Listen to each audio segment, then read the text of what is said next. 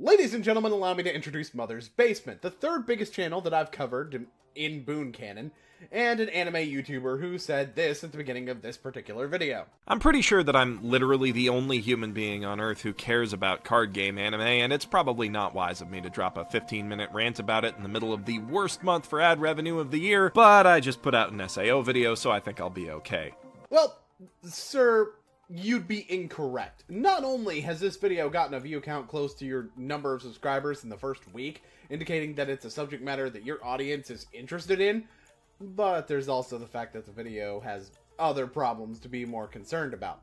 Let me explain exactly what I mean while I ramble on for about 30 minutes on the subject that I wasn't expecting to ever get to cover in a commentary. Card game anime all kind of suck. Or at least they suck at being anime about card games. I mean, there's plenty of goofy fun to be had with shows like Yu-Gi-Oh!, Duel Masters, Luck and Logic, Wii Cross, Fantasista Dolls, ZX Ignition, Dinosaur King, Moncole Knights, and Jesus fucking Christ, how many of these are there? And here's your first problem. While some of these, there's really no disputing, are card game anime, some of the anime you're listing aren't really card game anime, just anime that happen to have card games. So first there's Luck and Logic. Look, I know this can be really confusing given Bushiroad's other work that definitely is going to come up later, but nothing in the Luck and Logic anime even mentions cards at all. Well, true, they were made with the intent of being part of the same franchise as a card game. That's kind of like saying Dot Hack Sign is a card game anime.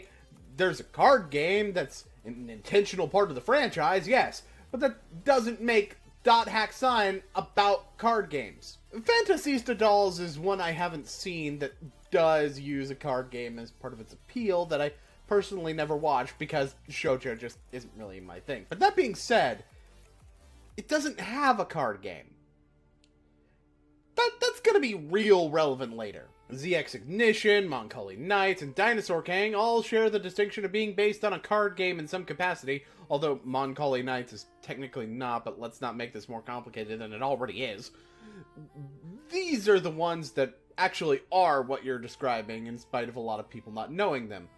I'm also going to use them against you in just a moment. For glorified commercials, these shows range from serviceable to pretty gosh darn great shonen and shoujo fantasy fare, but I don't think they really accurately represent the appeal of the card games that they're supposed to be selling us. In fact, I don't think that any card game anime properly conveys the fun of playing trading card games, at least not in its entirety. You do have a partial point that card game anime tend to shy away from the aspects you're talking about.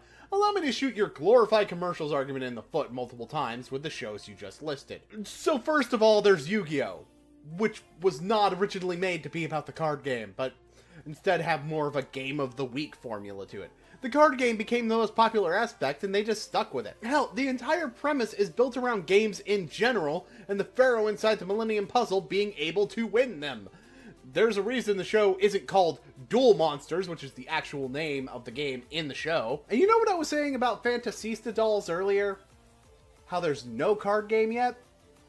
Yeah, that's like getting on a Kamen Rider Ryuki for not being strictly about a card game, my dude. As for the other series I mentioned that are shows based on card games, I'd like to inform you why these series that actually could be considered glorified commercials don't depict the card game just being played as normal. To put it simply, that's not how creating a show to sell toys works. Think about shows like G.I. Joe for a second. If it were being accurate to the fun of playing with the action figures, then the focus of the story wouldn't be on the GIs themselves, but more on their command. But if that were the case, then we wouldn't be invested enough in the people they're commanding to buy those figures. You sell a product with a TV show not by showing people using that product, but by expanding the viewer's imagination when using the product.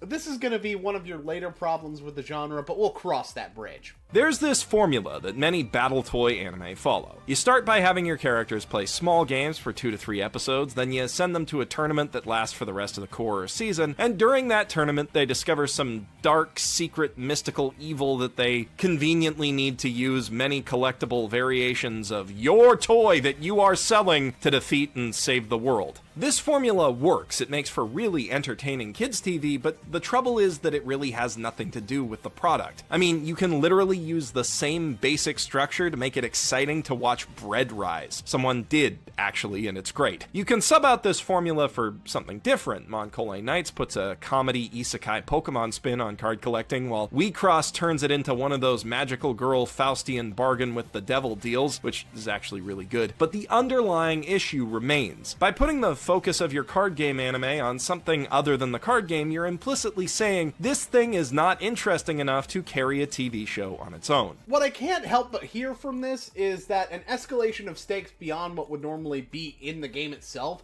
is bad because it's not in the game. Dude, it's fine if you prefer slice of life shows, but this seems like a really clickbaity way to say, I would like to see a slice of life card game anime. And you know what? You're right. To a certain extent, a card game story without any fantasy elements can be interesting without all the flashy save the world stuff thrown in. But I'll get to why your own suggestion contradicts itself further along. But the thing is, TCGs are really fun on their own. Take this from someone who was obsessed with Yu-Gi-Oh! And then Hearthstone for a good 4 years of his life. There's so much strategy and thought that goes into building your deck into a well-oiled machine and piloting it against other players who've done the same. Enough that I honestly think you could build a whole series out of it. What is this X factor that's missing from so many TCG anime? What is it that makes card games so uniquely enjoyable? In a word, planning. Rather than being won in the moment of play, the outcomes of TCG duels are largely decided by the foresight and strategy of players before a game or tournament even begins. But actually collecting cards and building decks is rarely, if ever, touched on in these shows. Oh wait, I'm sorry, did you just show a clip of Buddy Fight while you said that? That's unfortunate. Yeah, didn't you also bring up Monkole Knights having comedy Pokemon bent to it? What is it that makes it like Pokemon again? Oh yeah, that's right, collection! But, you know, you're probably wondering why showing a clip of Buddy Fight is so relevant to this discussion.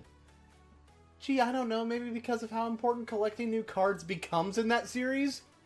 Especially considering the fact that they have a character whose entire purpose on the team is to be a deck builder? That wasn't even in the script! I can't believe I forgot to put that shit in the script! Holy fuck! And you get onto these shows for being formulaic with a tournament setup, but the fact of the matter is that the collection focus can lead to a much bigger problem. Instead of the whole series following a formula that other shows have followed, you have individual episodes that follow the same formula over and over again, or at least 2 or 3 episode arcs that are mostly the same. Let me walk you through it. Main character finds out about a card they need. Main character begins searching for the card they need, likely asking around for it or opening packs. Main character obtains card they need, likely as a result of winning against someone who has it. And as for a plot that uses a daisy chain of trades in order for the person to get what they need, there's a reason that type of story isn't really used anymore, namely because it's been done to death as sitcom plot fodder. Would it be possible for people to make these things interesting? Sure it would, but it's a lot harder than you make it out to be, and the majority would rather make something good that's a bit safer than go out of their way to do something different only to fail. And as for what you said about how card games are decided in the planning stages, I mean, yeah, you do partially have a point, but the real question becomes, are we watching a card game anime at that point? You're going to make a comparison that is actually relevant to what I mean by this in a few moments. So, I'll just be forming my mana like this until then. Like 5 people are going to get what I'm alluding to here, I swear to God. Who the fuck is the toughest guy in here?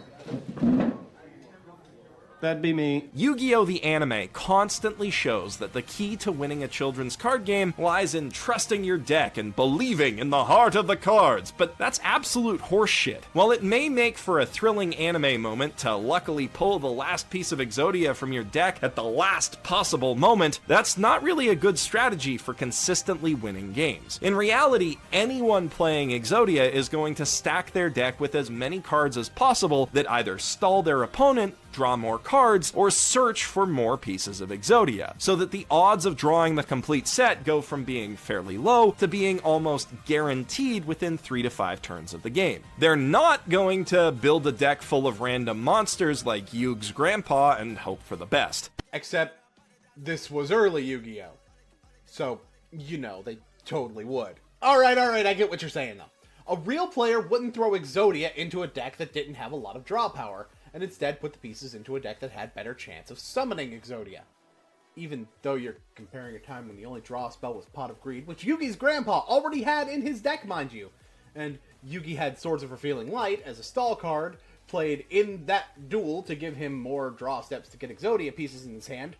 Also, this episode was before the card game was even close to being a thing. This is something that card game anime rarely ever touch on, but it's essential to playing TCGs well. Knowing your win condition. Based on anime, a lot of new players think that winning is just a matter of putting the strongest cards together in a deck and playing them better than your opponent. I know that's what I thought when I first started getting really serious about Yu-Gi-Oh! But in reality, the purpose of your deck isn't to give you access to a wide variety of strong cards or combos. You're really never going to run Dark Magician and Blackluster Soldier in the same deck. Okay, somebody didn't play Yu-Gi-Oh! In 2002. Yeah, well, modern card game design is like that. Back in the cowboy days, it was just who has the strongest cards, especially in the case of Yu-Gi-Oh! Either strong in terms of effects, or strong in terms of numbers. Either way, you're beating your opponent by being able to draw strong cards more often than your opponent. And for that matter, the show even points out that just using monsters is a bad move in one of the first couple of scenes of the entire show, as it's the first piece of advice that Yugi gives Joey about his deck construction. And you're saying the anime doesn't do this? I call bullshit! Every card that's not directly part of this core strategy should be something that either helps you get to the cards you do need, or shuts down the strategies that your win condition is otherwise weak to. The Yu-Gi-Oh! Anime would have you believe that life points are the most important thing in the world, but any hardcore player of any card game will tell you that the only life point that matters is your last one. Which, you know, the show does all the time. Life point payment cards are very rarely used in the show, sure, but the typical formula for a duel is that the hero goes down to a ludicrously low number of life points and then makes a comeback to achieve victory. In fact, sacrificing life points, and even monsters, in order to achieve a winning state is in the exact same duel with Kaiba that you're talking about with Exodia. Knowing Dark Magician will wind up getting destroyed by a more powerful monster, Yugi uses his Dark Magician to destroy Kaiba's Judge Man on the second to last turn, because if he didn't do that, he would have lost on his next turn. He also had enough life points that, no matter what Kaiba summoned, he would be able to survive with his Dark Magician getting destroyed. In other words, he didn't care about going to 400 life, he just cared about not going to 0. And this is the primary show that you are criticizing for not representing these things that is doing this. And also, it's the earliest card game anime in existence, so this is the foundational knowledge for the entire fucking genre! Different card games have many unique quirks and mechanics that set them apart from each other, but one thing is pretty much constant between all of them. 9 times out of 10, the player who draws the most cards and has the most cards in play wins, because that player gets to their win condition faster and has a greater chance of drawing a card that counters their opponent's win condition. This is true to the point that if there was a card in Yu-Gi-Oh! That let you sacrifice all but one of your life points to draw 3 cards, it would be played at 3 in every deck in the game. No, it wouldn't. Because even though the only life point that matters is your last one, there has to be much more reward for putting yourself that low than only 3 cards. Why? Because all your opponent needs is 1 card to kill you. This is a concept that comes up in Magic the Gathering as well, so I'll start with that example. If I have a shock land and I play it, there's actually a decision behind if I should take 2 damage in order to have it enter untapped. The first part of that decision is if my opponent can deal me direct damage. If I see no reason that they would have red cards in their deck, the answer is probably no, so I don't have a problem putting myself at a low life total. If they have red cards, though, I have to think about where my life total currently is, and if it's around half, I have to think about how likely it is that they have the rest of the damage to kill me in their hand. In other words, my life points above 1 matter more, because I'm playing against a deck that has a way to take away that life point with just 1 card. In Yu-Gi-Oh!, it's worse, because any deck can use the cards that do this. If they printed what I'm just going to call Pot of Fragility, suddenly Ukazi would be a much more worthwhile card in decks as a hard counter to it. Or, you know, Volcanics would just be tier 0. Either or. You don't really see those kinds of interactions in most card game anime, though. The whole idea of planned counterplay just isn't present. And that's a real shame because it's one of the most interesting parts of real-world TCGs. In real tournaments, players don't just play one match, they do best of threes. And in most card games, players have a sideboard of 15 extra cards that they can swap into their deck between rounds in order to have better odds of winning against their opponent's specific strategy. By looking at what decks are the most powerful versus which are the most affordable, you can estimate with a fair degree of accuracy what you're likely to play against at a tournament or at your local card shop, and adjust the cards in your deck to have a better chance of winning against them. And you can build a sideboard containing cards that plug holes in your deck strategy or counter other strategies that you expect to see a little less frequently than the most popular ones. You know, except most of them. Cardfight Vanguard only got a best of 3 format in August of 2017 and still has no sideboard. Future Card Buddy Fight also got a best of 3 at the same time, but actually does get a sideboard. Luck and Logic does not have a best of 3 format. The Pokemon trading card game, second biggest physical TCG worldwide, mind you, does not have best of 3. I can't speak for Moncoli Knights or WeCross, but using the word all when like half of what you bring up doesn't even work that way? Yeah, that's shady. Oh wait, that's right. You haven't mentioned Vanguard yet, have you? There's a mind game element to this. Is the opponent who just beat you siding in counters to your counters? Is the guy you just trounced changing his entire strategy into something you have no hope of overcoming? Aside from the initial step of deck building, the side deck is where TCGs are won, and I don't think I've ever seen an anime that incorporates them at all. That's a huge missed opportunity to both create tension and draw out duels without making every turn last forever. While you have a point that sideboarding and best of 3 would be something interesting to bring to a card game anime, there's a small note of long-lasting duels. While some shows have individual games last kind of excessively long, either through side plots, overusing thought speech, or all their stalling mechanisms that Dragon Ball Z ran into the ground, the majority of the time, games start anywhere from the 5 to 10 minute mark of the episode and last until the last minute or two, resulting in a 10 to 20 minute game, depending on if the episode goes to 20 or 24 minutes. This is actually pretty normal for most card games. Looking at time limit rules in tournaments can tell you the maximum amount of time that a game should be expected to go, and well, generally speaking, it tends to be around 20 minutes for an intense control matchup. So, you know, it's not like what you're talking about is nearly as prevalent as you're making it out to be. And the thing is, that's the real skill that separates good players from great ones. Reading and reacting to the metagame. And there's plenty of interesting ways that could be incorporated into an anime's story. Having characters go scope out their future opponents to get into their heads, or play test games against each other to figure out what decks in a new set are the most powerful. And a season starting there and then going into a tournament where they use what they learned there as bad. How exactly?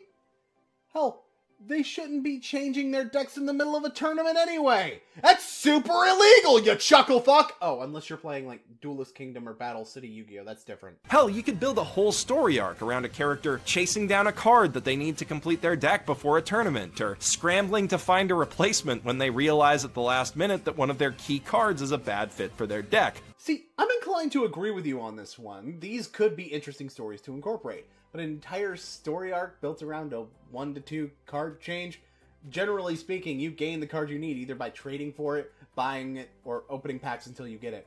Cardfight Vanguard spent like 1 to 2 episodes with Aichi hunting down a grade 3 near the beginning, because something like that goes for an entire arc, then it becomes, well, pedestrian.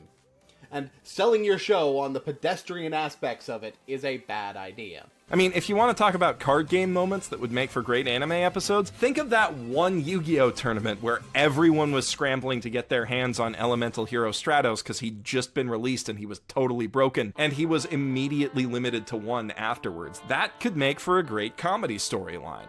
Okay, so you're not entirely wrong about this from an anime perspective. At least this time you're not saying that something revolving around a single card should be an entire story arc. Although in this case, it could actually be a through line for a story arc involving a tournament. I mean, just think about it. Everybody scrambles for the new busted card. They play the new busted card in the tournament arc. We begin the next arc with that card's banning. The one time you have something that actually does make sense being a full story arc, and you decide that that's the one where you give it a one-off episode. Man, Okay, now the part about the card game, because that isn't just any tournament you're talking about. This was one of the Shonen Jump Championship Series tournaments, you know, before they became YCS tournaments, which are national level events. It was also only so much of a scramble, since you're forgetting that the card had been out for like half a year already in the OCG, so people already knew that it would be good in this strategy. And that's also why it was hit as fast as it was. I mean, shit, dude, Diamond Dude Turbo isn't even that hard to counter, and considering it was 3 of the top 8 in St. Louis, clearly plenty of people found an answer for it. But it was gonna get hit to 1 anyway. In fact, that's exactly why they released it when they did. At this time, the OCG and TCG lists were synchronized, so they couldn't ban the card until it was printed in the TCG. This card getting released when it was basically an emergency ban.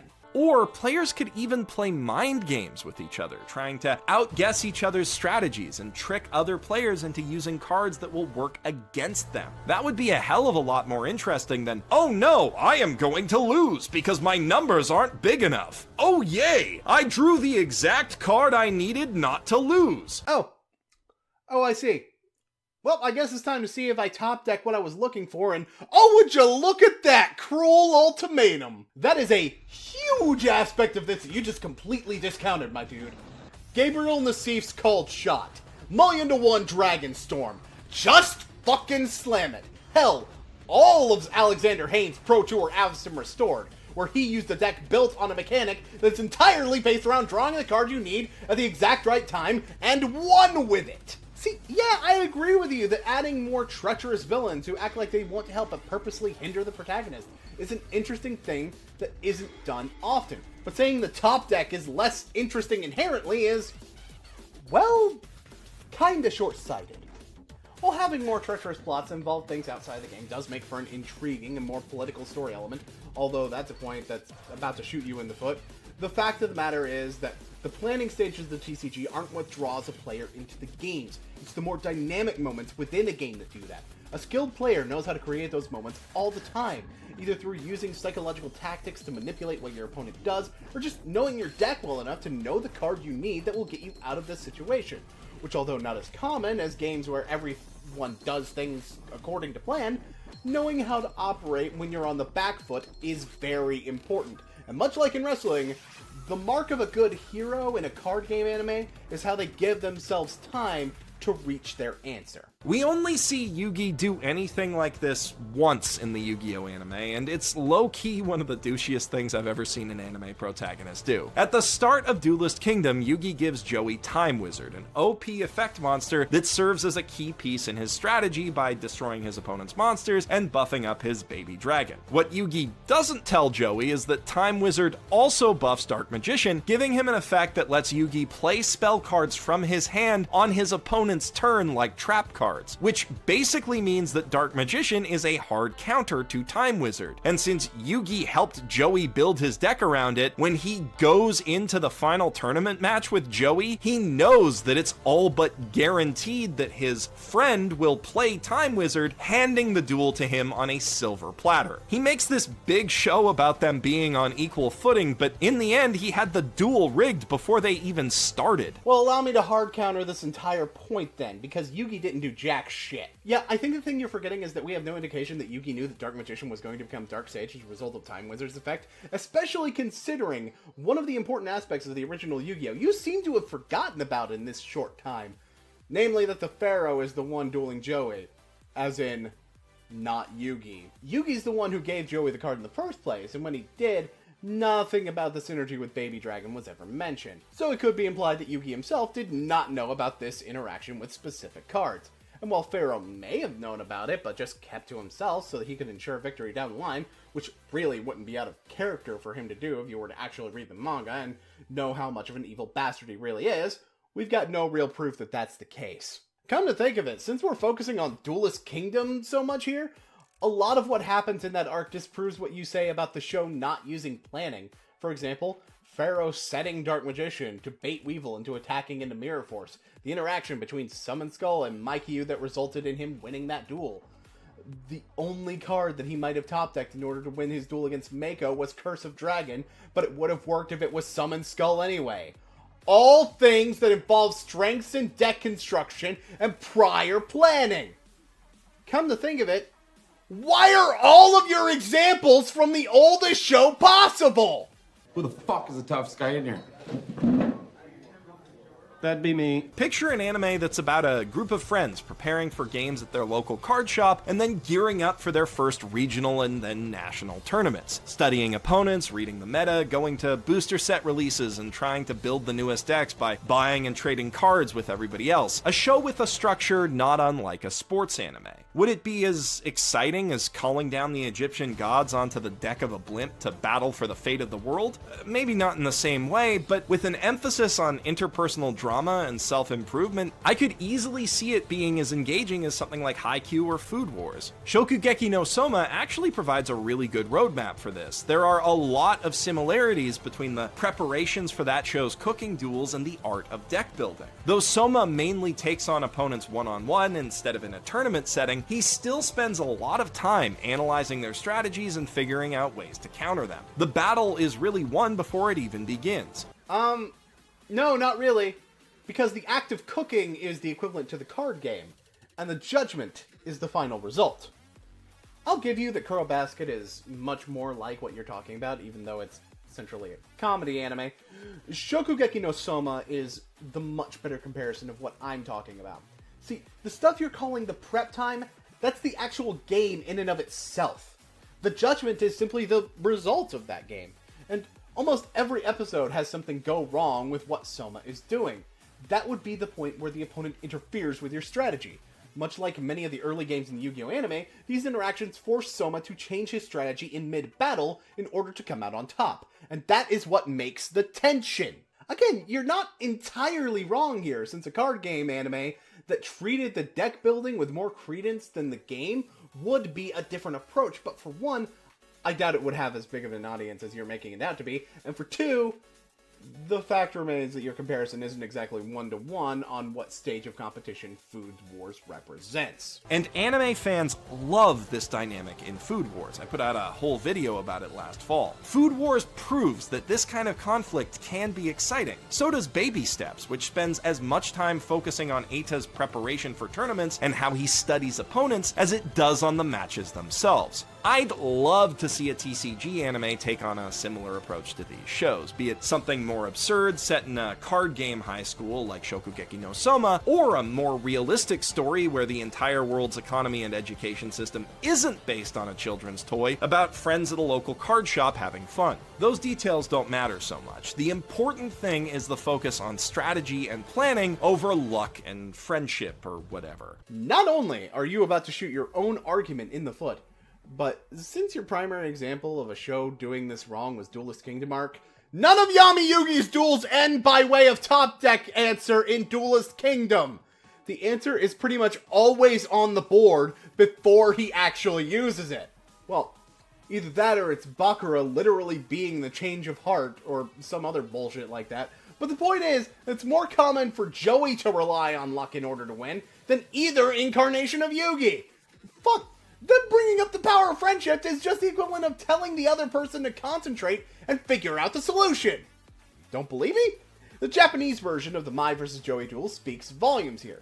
See, Yami keeps telling Joey in that version that the answer is seen but cannot be seen, which is a riddle he keeps trying to solve to come to the real solution to his problem throughout the duel. Friendship gets brought up as an answer to this question, and how does Joey respond to that when he thinks of it? By asking what the fuck that has to do with anything, you chuckle fuck. I've seen exactly one anime come close to doing this right, Card Fight Vanguard. In the first 2 seasons, we actually see characters buying booster packs and even structure decks and rebuilding their strategies around the new cards they acquire. A lot of time is spent at local card shops playing small games and tournaments, leading into bigger events with higher stakes. We see proper deck engines in play and understand how they achieve victory. And we see the work that goes into these characters getting better at the game and eventually winning it. The characters even talk about the idea of a winning image or win condition as an essential part of deck building. Okay, you haven't said anything wrong, but something I'd like to note that's gonna be super relevant in a few minutes. The first 2 seasons consist of 104 episodes total. Don't get why that's relevant, do you? You'll see. Not only is it interesting and unique to see a show focus on this, it also makes for really effective advertising. When I first saw Misaki stacking her deck with her Oracle Think Tank archetype, I distinctly remember thinking, I bet that would be a lot of fun to play, something that kind of gets lost when a show focuses on luck and world-threatening stakes with every game. I mean, again, your go-to comparison has been Duelist Kingdom. It's not exactly something that's accurate to the gameplay of the game in question. Neither are any of the anime you listed at the beginning, with the exception of maybe WeCross, and even then you said that one's twist on the formula was great. See, this is what I'm proposing to you, sir.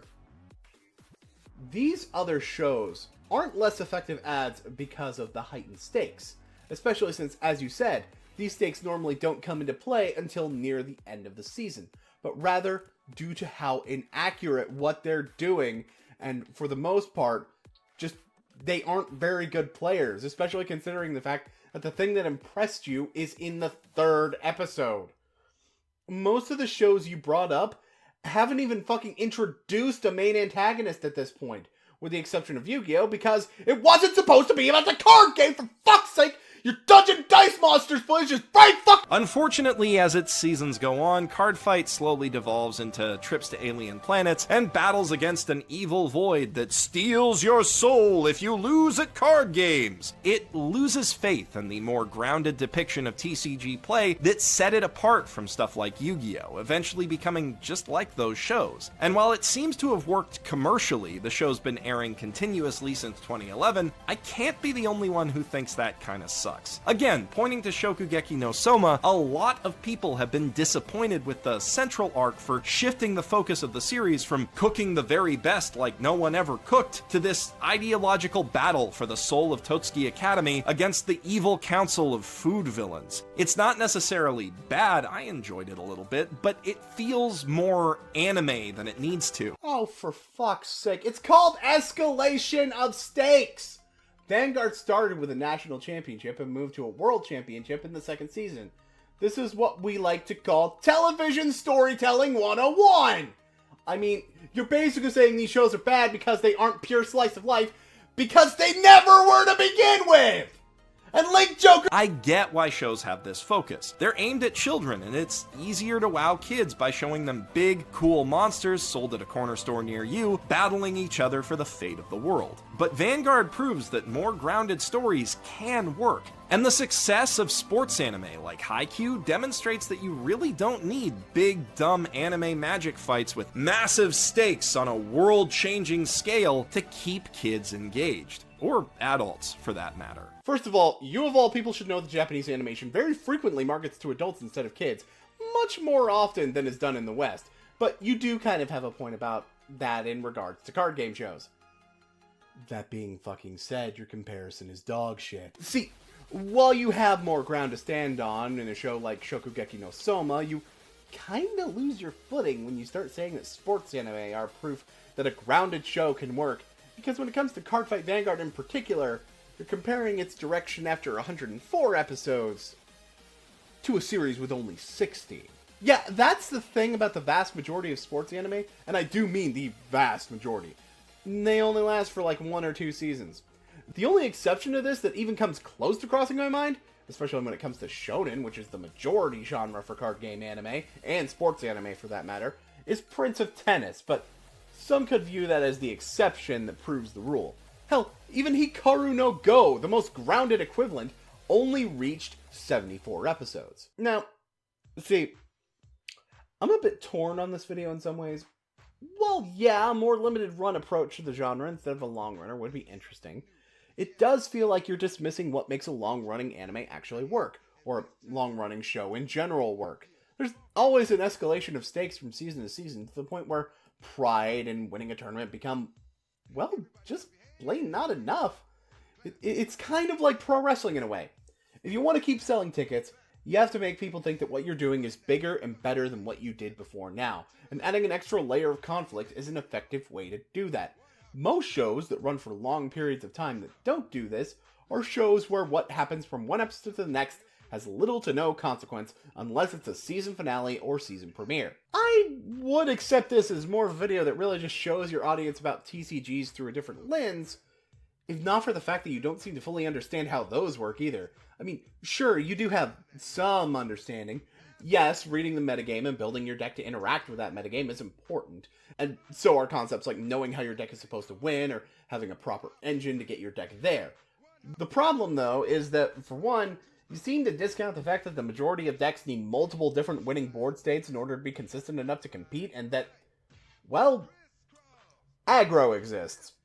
I mean, you say that people wouldn't put a random collection of powerful cards in their decks, but that's exactly what decks like Abzan Good Stuff and Dark Jeskai from Khans of Tarkir Standard were, and again, there's an entire archetype of decks that's just about playing easy to summon creatures and turning them sideways before your opponent has enough time to create a board state at all. So having a deck with both Lackluster Soldier and Dark Magician? That's just a deck where you want to just play the biggest thing you can and kill your opponent faster than they can even get going. Or a deck that uses the synergies between warriors and spellcasters to make their numbers too big to deal with, you know, also that. A-Forces exists. And I can tell you for a fact that games aren't won before you sit down at the table. Well, yes, the fact that I came up with Big Boros to counter Black Devotion for Born of the Guard's standard Star City event was a reaction to the metagame, I still had to pilot my deck correctly in order to reach top 8. And I still needed to top deck a second Burning Earth in Game 2 in order to beat the Mirror in the second to last round of Swiss. And I had all the preparation in the world when I sent out Crobat Lugia in Tennessee's state championship in Pokemon, knowing I had an excellent matchup against pretty much everything in the meta except Big Basic, and even then I had tech ready for that. But as fate would have it, either through a lack of the right draws or getting flustered at the bad luck I'd been having elsewhere, I did poorly. I've got plenty more examples of how either having my deck properly built didn't help me, or how I beat decks that most would say I have a bad matchup against due to strategic maneuvers, and yes, sometimes a well-timed top deck, but I think you get the point by now. I don't think you'd ever listen to my advice since you've got a good thing going for yourself, but I'm gonna give it anyway. Have a better grasp on what you're talking about before you do it. I'm shocked at how much stuff about anime, especially Yu-Gi-Oh! Of all things, that you missed, but that's probably because it's, well, not your genre, and that's fine. Your understanding of card games, though, is really only cursory. You did say that you spent 4 years with Yu-Gi-Oh! And Hearthstone, but I spent about 19 years on games like Pokemon, Yu-Gi-Oh!, Magic, Dragon Ball Z, Gundam MF War, Card Fight, Vanguard, Future Card, Buddy Fight, Vice Schwartz, Hearthstone, Hex, Faria, and that's just the ones I can remember off the top of my head that I did more with than just buy a starter deck. And I still don't claim to be the be-all, end-all on the subject. I've told you what information isn't really all that accurate, and I'd hope that when you step outside of just talking about anime, you take my advice and do a little bit more research, even if you think you're an expert on the subject. Hell, I sure as hell did.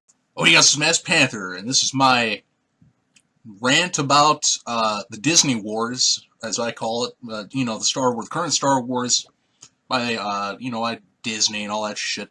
Before I start, I just want to say I do not mean any disrespect to anybody, and I don't mean this like, oh, I don't like you because you like Disney. I'm not saying that. This is just my personal opinion and what I think went wrong and how I just feel. It's my opinion. You gotta respect it. I respect yours. Oh, I respect your opinion, good sir, but something to keep in mind in the event you happen to see this video, respecting your opinion is not the same as refusing to provide a counter-argument. That being said, let's keep in mind that you're saying that you have no dislike for those with a differing opinion from you. And I don't mean in the event you watch this video and have a problem with it. No, I mean later in the video. I'm also going to be skipping to what your actual point about the prequels is, because knowing people you've had this discussion with in the past doesn't really add to the meat of the subject. No offense. But the thing I was explaining to them was this. I honestly believe that if people had not complained about the prequels being so damn bad, George Lucas never would have sold Star Wars to begin with. We probably would have had, like, some expanded universe novel movies based on the novels. And the the EU is still going on. Wow, okay, there's so many holes in that theory. It looks like Swiss fucking cheese. I mean, let's just start with the fact that the sale of Star Wars to Disney happened a full 7 years after the release of the last of these prequels. Okay, yeah, you can argue that over 7 years of hearing the negative reception for the films drove him to that decision. Or, maybe the fact that he was 68 years old at the time Lucasfilms was sold to Disney, and was, in fact, already preparing his successor to take the helm of Lucasfilm, could be a contributing factor. In other words, all kinds of reasons other than the people not liking the prequels. Oh, and the whole thing about getting expanded universe books adapted into movies? Yeah, we'll talk about that later. In my opinion, I honestly believe that the Star Wars Expanded Universe pre-Disney still counts. I don't like how people have this whole, oh, this doesn't count. Oh, Han Solo fucking this lady in the Expanded Universe, that doesn't count because Disney has it. Okay, later came a bit quickly. I'm sorry, so you have a problem with the fact that something that's been outright confirmed by the owners of the franchise as non-canon is being treated as non-canon? It's almost like that's what the official word is. And before you go off on that being Disney's decision and not Lucas's, their canonicity was questionable to begin with. The official statement has always been that Lucas does not have to follow the expanded universe. The expanded universe has to follow him. In other words, Panther, the concept of separating it from the official canon is really just solidifying the artist's vision with the general public. Everything, those novels took years to make, okay? You just can't make a novel overnight unless you're like some, I don't know.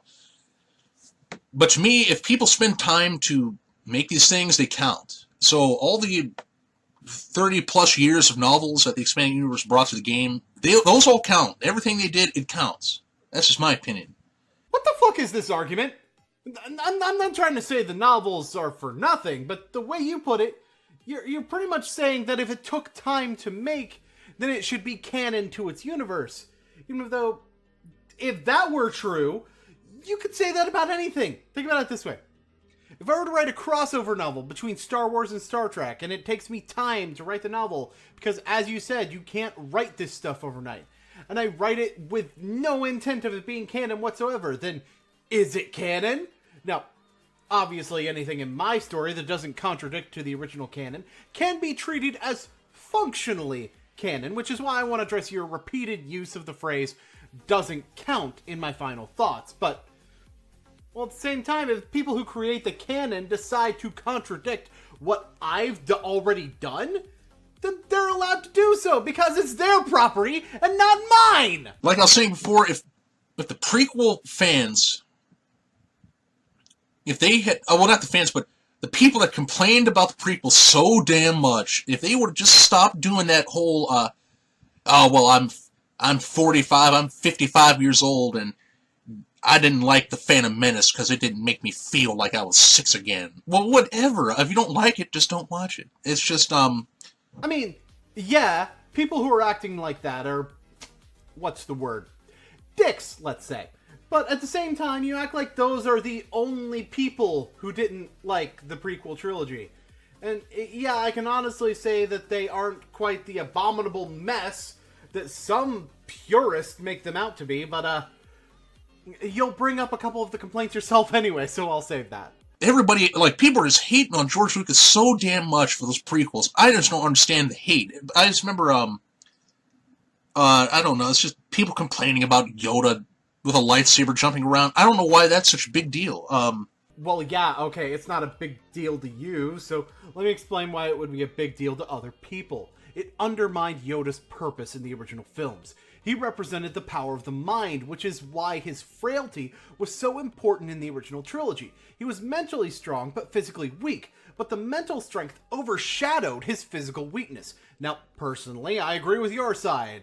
I don't have a problem with Yoda being more active in this movie, since he's younger, but maybe having the way he fights rely more on the use of the Force than the others would have been a better direction. But you said you didn't get why it was a big deal, so, there's your answer. I'm not super old, but I'm old enough where I grew up with the prequels. I grew up when the prequels were in theaters. I saw each one in theaters. I saw Phantom Menace at least 5 or 6 times when I was a kid. That's actually when I actually paid money to go to a movie theater, and it was actually affordable. I'm not gonna lie, my favorite part was the lightsaber fight scene, like everyone else. That's like the only favorite thing I liked. That's the only reason I went to see it again all those times, because I love that lightsaber battle that happened on Naboo, or wherever the hell it was at. And see, here's the big issue with this whole thing. You saw it as a kid, and you're giving people guff for seeing it as an adult and not liking it as much, which is actually going to bite you in the ass later. The fact the only scene that you can think of liking from that first film was the lightsaber battle also speaks to the actual quality of the film, but at the same time, Phantom Menace was, in my opinion, the best of the 3 movies. I mean, I don't think of it as a masterpiece, but I do agree that lumping the first movie in the same camp of bad cinema as episodes 2 and 3 isn't exactly fair. Well, except for one thing that I'll unfortunately have to talk about later. Growing up, the prequels were not bad to me. In my eyes, I didn't hate the prequels. I wasn't saying, oh, I don't like Obi-Wan Kenobi because he has a ponytail, or, and that Anakin kid, he's so whiny. Or Jar Jar Binks, I don't like Binks, he ruined the movie. At the time, growing up and watching that, I didn't complain. I loved all that Star Wars stuff. I loved the prequels. I had the action figures. I had the comic books. I was a Jango Fett fan, too. It was just thinking about it now just made me feel kind of nostalgic. The Star Wars prequels were not that bad. They weren't as bad as people keep bitching about them today. That's just what I think, personally. See what I mean about this whole nostalgia thing? And there's one of these straw man complaints that doesn't even sound real, honestly. And that's the one about Obi-Wan's ponytail. Seriously, who the fuck cares about that? But about that Anakin being whiny thing, yeah, maybe people talk about him being whiny a bit too much. And I honestly wouldn't care if the character were written better myself. And as for Jar Jar, whoo boy. You know he's basically blackface in alien form, right? All these damn pussy asses keep doing this whole, like, oh, he just didn't make me feel like I was a kid again. I'm just gonna bash the prequels. Jar Jar Binks, he was just so terrible, blah, blah. I don't know what... I respect other people voicing their opinions, they don't like things and all that kind of stuff. You know, even if you don't like my video, I respect that. It's just... You're gonna bash a man so much for... You mean tell me George Lucas created Star Wars? He basically made like 90% of our childhoods. Well, you know what I mean? He made pretty much 90% of people, well, men around my age and older like that. He created your childhood, pretty much. You had the action figures, don't lie. You had action figures, you had the movies. You probably watched the movies a ton of times. He pretty much gave you your childhood. And just because you don't like the prequels, all of a sudden you just don't like the guy. Like, you just hate him so much, or, oh, I don't like George Lucas, I'm gonna death threats and all that kind of shit. Are you equating people not liking the prequels to people having severe hatred for George Lucas? I mean, yeah, people sending death threats is wrong no matter how bad their movie is, but you literally just went from people who didn't like the prequels to people who sent George Lucas death threats, with the only intervening statement being that you respect other people expressing their opinions right after you call people expressing their opinions pussy asses. I mean, I know you didn't really script this, you're just saying what's on your mind, but did you listen back after you recorded this to hear what you were saying sounded like? You pretty much forced this guy to sell Star Wars, to get it off his hands and sell it to one of the greediest companies in history, Disney, which pretty much, I believe, is an entertainment monopoly, that they own like 6 of the 10 major movie franchises or something like that, even own a portion of ESPN Sport Network, and I did not know that. Hey, you know that whole thing about how we shouldn't bash a person who created our childhood? Let's bash a company that created our childhood instead. That sounds like fun! Contradiction, thy name is Masked Panther. I respect everything's a business and all, but Disney is just, they've ruined Star Wars to a point where it's just, they have a lot of quantity but not good quality. I will admit that Rogue One was okay. Nothing's perfect. But I thought Rogue One was okay. The Force Awakens in my opinion, has got to be one of the most overrated movies in history. It really was not as amazing as people were talking about Force Awakens were saying shit like, oh, I watched this movie and I felt just like a kid again. Bullshit. No, you didn't. It's just... Hey, you know how you said you respected other people's opinions earlier? Yeah, it's later. So let me get this straight, man. It's fine for you to say that you like the prequels, which I really don't have a problem with. You can like whatever you want to like. And you say that people shouldn't bash the creator just because they felt like the prequels were shit, which is also a good mindset to have. But, you're allowed to say the company that made one movie that you thought was bad, and one movie you thought was okay, these numbers are still less than 3, ruined the franchise. So, either you're a dick for bashing Disney over one movie not being up to your standards, because again, you said Rogue One was okay, or the people you're calling dicks are not actually dicks in your eyes, and Lucas deserved the criticism he got. Oh, and then we have that last statement. Yeah, you respect other people's opinions. Sure. But, of course, they clearly didn't actually have the feelings they claim to have had about the movie because your opinion differs from theirs, right? Don't talk about respecting other people's opinions when you tell people what they're thinking, brah. And yeah, I know, you kind of doubled back a little bit right after that, but the fact that it came to your mind in the first place, that's a bit of a problem. I don't know how you feel shit, but it was just like, I watched it, I didn't feel like I was a kid. I was just like, okay. The only part I wanted to see was, the Han Solo Chewbacca part. I thought that was really cool to see them, the Millennium Falcon flying around. I thought that was cool. I just didn't like the whole feminist, I'm a woman and I just picked up a lightsaber for the first time and all of a sudden I'm a Jedi Master in a matter of seconds. I didn't like that at all. Luke Skywalker took almost 3 movies to barely touch Jedi Master status, but this lady can pick up a lightsaber and be almost a master instantly. It's whatever. Whoo, boy, we getting the good shit now. Okay, while I do respect other people's opinion that Rey is somewhat of a Mary Sue character, I do have a counter argument for it, and it's something that can certainly be debated at the very least until Episode 9 solidifies the answers to some of these questions, if it even does. But first, why the fuck is it feminist? What, just because the person doing this stuff is a woman? Yeah, because there are no empowering women in the Star Wars, like Princess Leia, Asajj Ventress, I'm sorry if I mispronounced that name. And if we want to go into the EU, that, as a reminder, totally counts because you said so, Mara Jade and Jaina Solo, and that's just scratching the surface when it comes to powerful women in the EU. So, the fact that it's feminist because there's a female lead can just fuck right off. Now, as for Rey's supposed ability to tangle with someone who, according to you, is damn close to being a Jedi Master. Bullshit. Snoke explicitly states in the movie how much more training Kylo Ren actually needs. And in fact, we see how shit of a Jedi he really is if we simply look at how jagged and coarse the blade of his lightsaber is. He created that saber himself, and it requires mastery of the Force in order to properly craft a lightsaber. And Kylo Ren's requires exhaust ports! How many lightsabers do you know that are that out of control? Answer, none.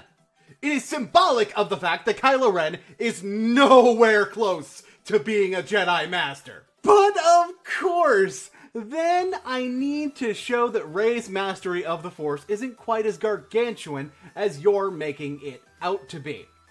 While I could just point out that Luke's shot to blow up the Death Star in Episode 4 clearly requiring Force manipulation, I can do you one better. Almost everything Rey does with the Force is based on, well, sheer force. It's not finesse that allowed her to overtake Kylo Ren's attempts to read her mind. It was the magnitude of the raw power that allowed her to do that. The Jedi mind trick on the guard is honestly really easy once she realizes she has force powers and comes up with something that she'd heard in the legends of that one Jedi she was looking for to try. And as for catching the lightsaber, well, to put it frankly, Kylo picked it up and she just moved it further in midair. That's really all there was to it. I mean, of course, the fact that she has that much raw power in the Force to begin with, and has mechanical expertise, and apparent combat training enough to beat someone far more experienced in a lightsaber duel, those are compelling arguments for her being a bit too powerful. Never mind the fact that Luke himself possessed many of these same properties in Episode 4, right? But again, to say she was at the level of a Jedi Master within a matter of minutes is honestly kind of ridiculous. It's then like the forced diversity, the forced interracial relationship. I don't care for that. Wait. I'm sorry. What? The only way I could see you coming to that conclusion is if you think Rey and Finn are actually supposed to canonically be a fucking couple, and where in the fucking movies did you come up with that?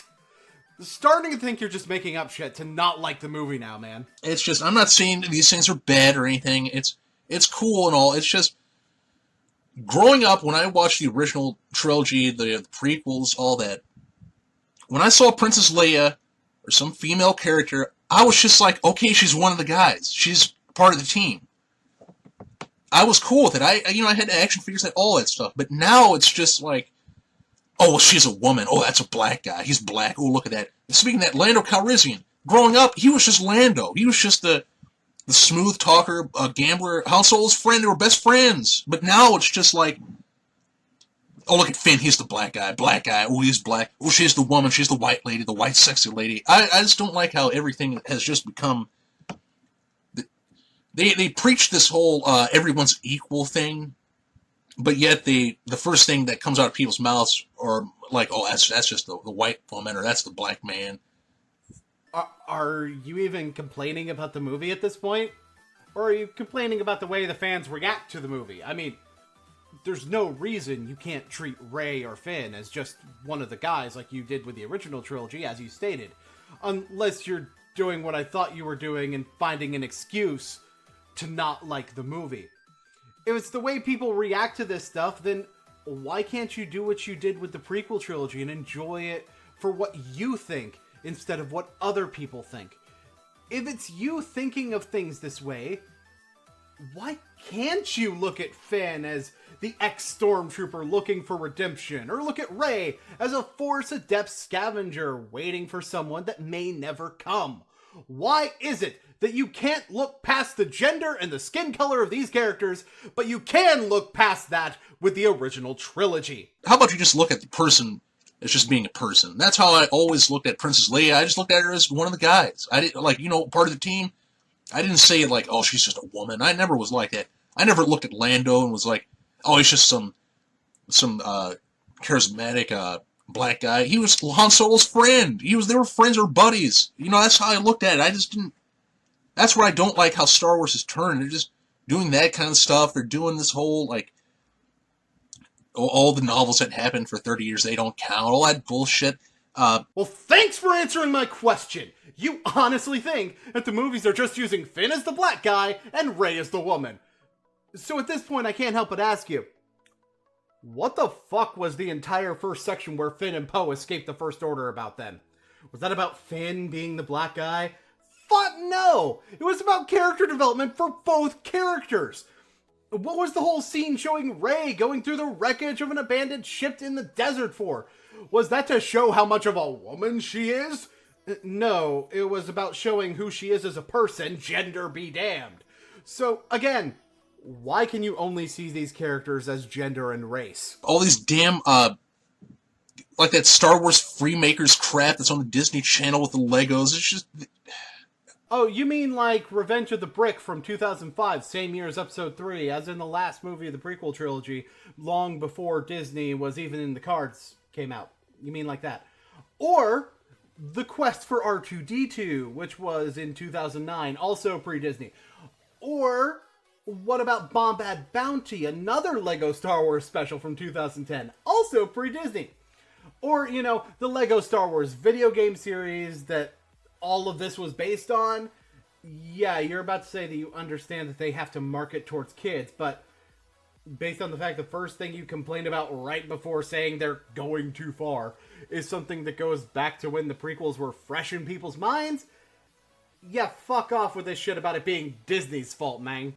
I understand that Disney has to market for kids, and all. It's just, I honestly believe they're kind of going too far with this. The one day when I walked into a grocery store and I saw C-3PO on a bag of oranges, I knew that day they went far. Here's an even farther thing I saw them do. I walked into a FYE or FI or whatever the hell people call it. I'm just going to skip over this little part about how you pronounce FYE, but I do want to say that I don't give a shit about the whole bag of oranges thing. It's kind of like complaining about something being on a cereal box or a can of ravioli as far as I'm concerned. It's just a cross promotion. I was in the store, and they, honest to God, had lightsaber barbecue tongs.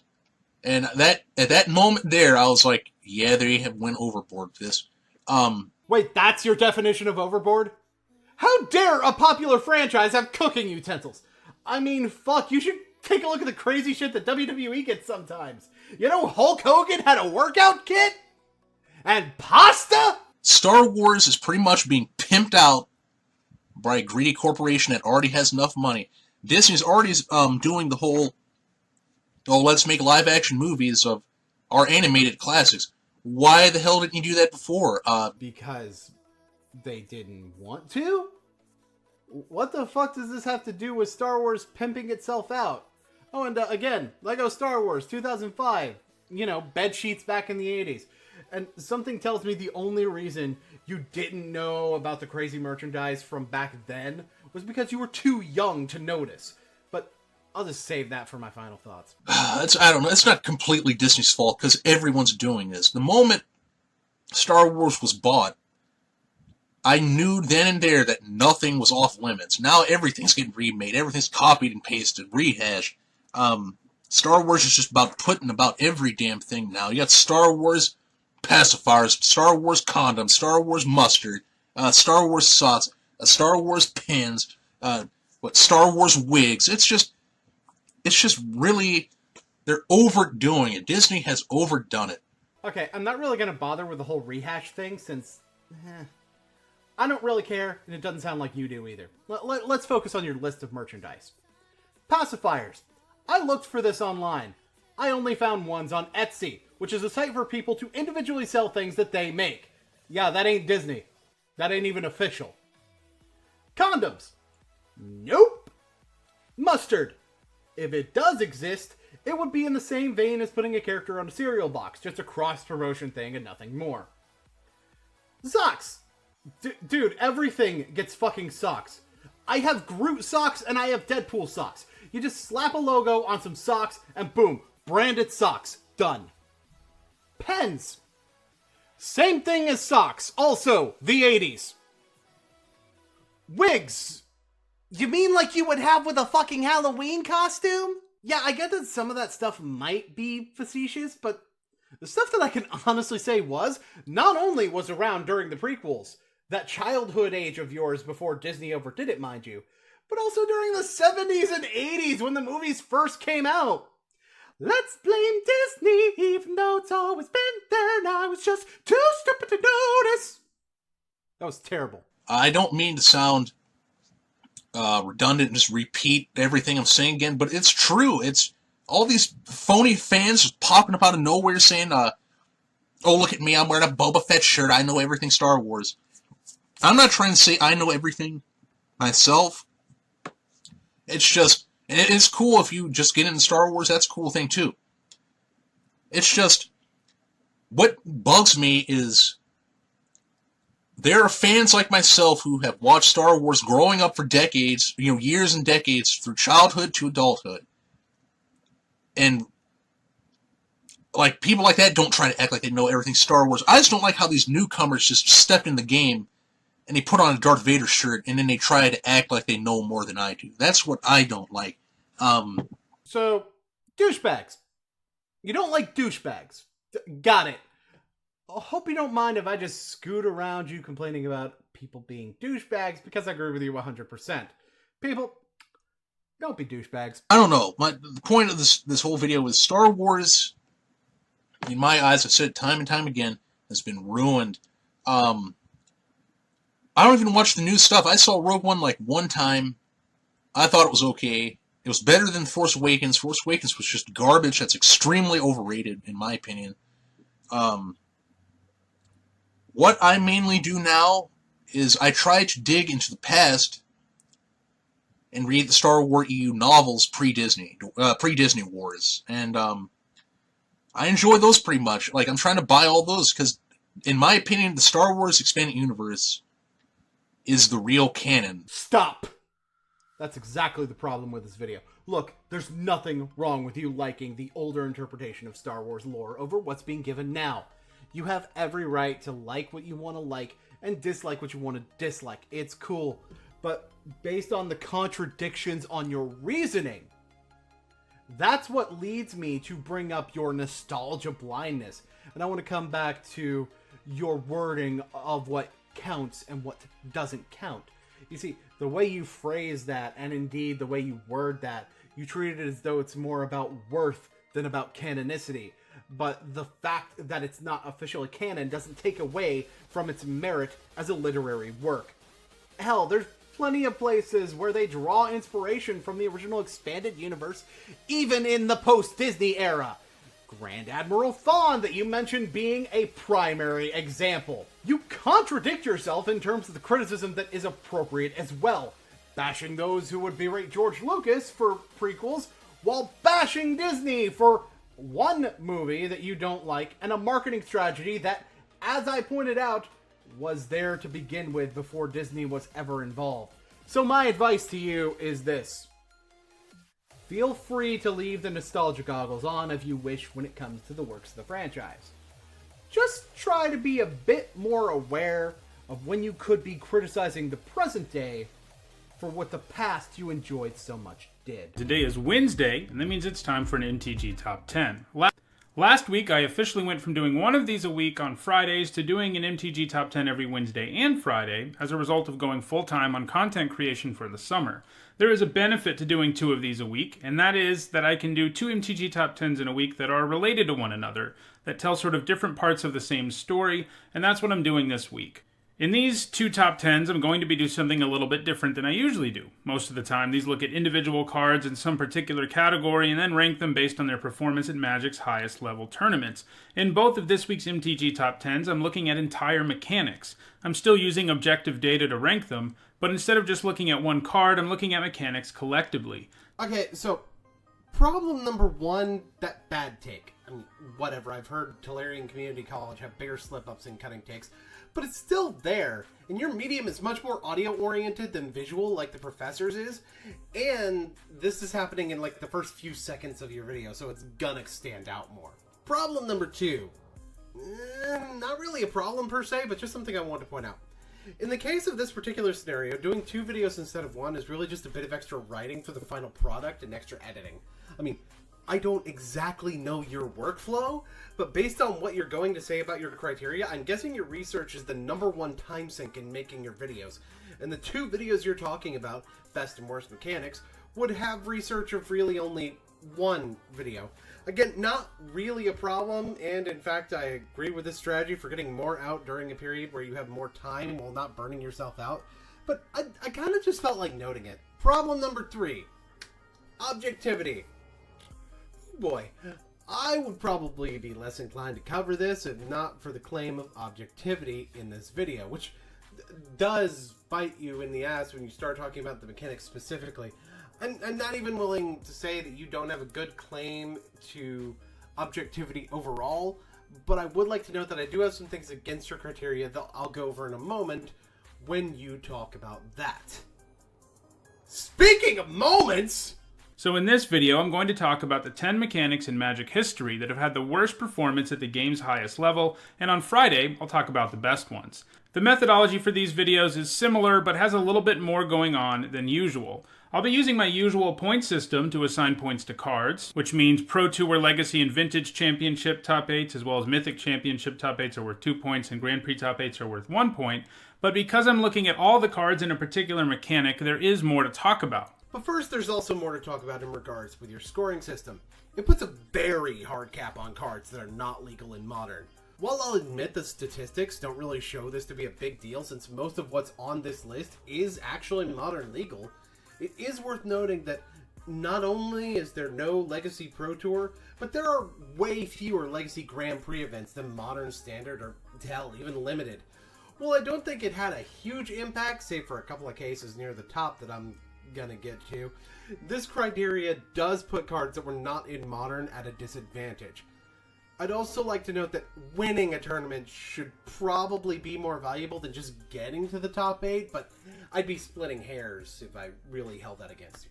For each mechanic, I used 4 different measurements to come to a conclusion about how good they are. I looked at the total number of cards printed with each mechanic, the percentage of those cards with 1 or more point using my scoring system, the total of points for each mechanic, and finally the points per card for each mechanic. Collectively, these statistics will allow me to rank the worst and best mechanics in the game. These statistics mean that if several cards with a particular mechanic have seen play, or if just a few cards, or maybe even a single card has seen a ton of play, that can keep a mechanic from making this list, and I think that's the way it should be. If several cards from a mechanic have seen play, or one card has been really successful, obviously it's not one of the worst mechanics of all time.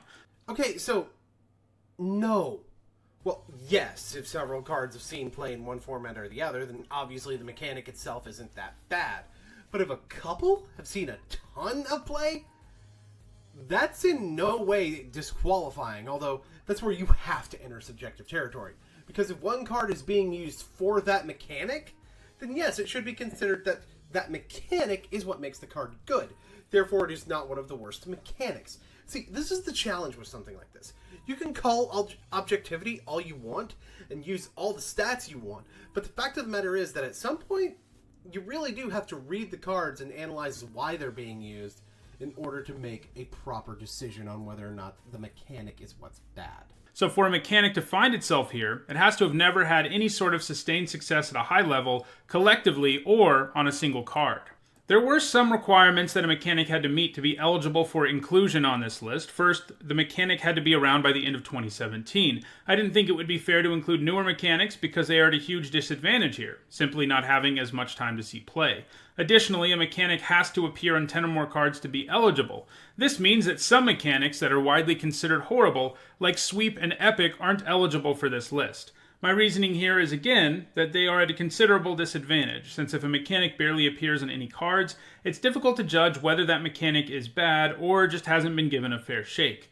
Well, I didn't even notice this first time around. This is gonna bite you real fucking hard in the ass during the list. I didn't think that one entry was gonna have this many goddamn issues. Additionally, if a mechanic had cards that were heavily played in EDH, I also chose to throw it out, because being played a ton in EDH sort of disqualifies a mechanic from being one of the worst ever. The 2 mechanics I excluded under these terms were Chroma and Conspire, which didn't fare well at the highest level, but have cards that are played a lot in EDH. If a mechanic is truly horrible, it won't see much play in EDH either. I want you to make note of the fact that he specifically points out that Chroma didn't see a lot of competitive play, because this is going to prove a point that I make later in this list. At number 10, I have Bolster, which showed up in Fate Reforged. The mechanic was pretty heavily supported in Fate Reforged and Dragons of Tarkir. It was the green-white mechanic. Despite getting 23 cards, only one of them saw any play, and that's Anafenza the Kintree Spirit. So what held this mechanic back? Well, the fact that you don't really get to choose where you put the +1, +1 counters makes it a pretty powered-down version of this type of effect. This ability is keyworded and is basically a powered-down version of any other card that lets you choose where to put counters, which is not the kind of mechanic to get excited about. I mean, even Dramoka, an efficiently costed dragon who could repeatedly bolster, didn't make a dent on the tournament scene. You know, good point. Why didn't Dramoka see more... Oh yeah, that's right. The Tarkir format. The reason Dramoka didn't get played is because it was competing with one of the most efficient mid-range creatures of all time for deck space. Dramoka wouldn't get used in most green-white decks either, since they were aggro and Dramoka would be too high of a cost to fit in. But there's another huge issue with this entry. There aren't 23 bolster cards. There are 21.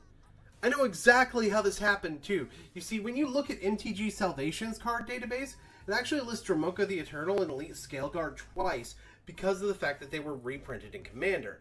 This messes up your numbers. That's 4.34% instead of 4.76%. And although that doesn't do much to change your list, it does take away credence to your objectivity statement. That being said, considering your point against Bolster was that it didn't let you pick where you put the +1/+1 counters, I decided to go ahead and score Mentor, a mechanic that has been around for less than a year at the time of writing this video, and only gives you more selection in the sense that you can just not attack with something that you don't want to get the counter, but otherwise is even more limited than Bolster. And guess what? 11 total points, 4 out of 13 cards saw top level play, not counting the World Magic Cup, which you didn't say was part of your criteria, so I'm guessing not, for a rate of 30.77%. And you know what?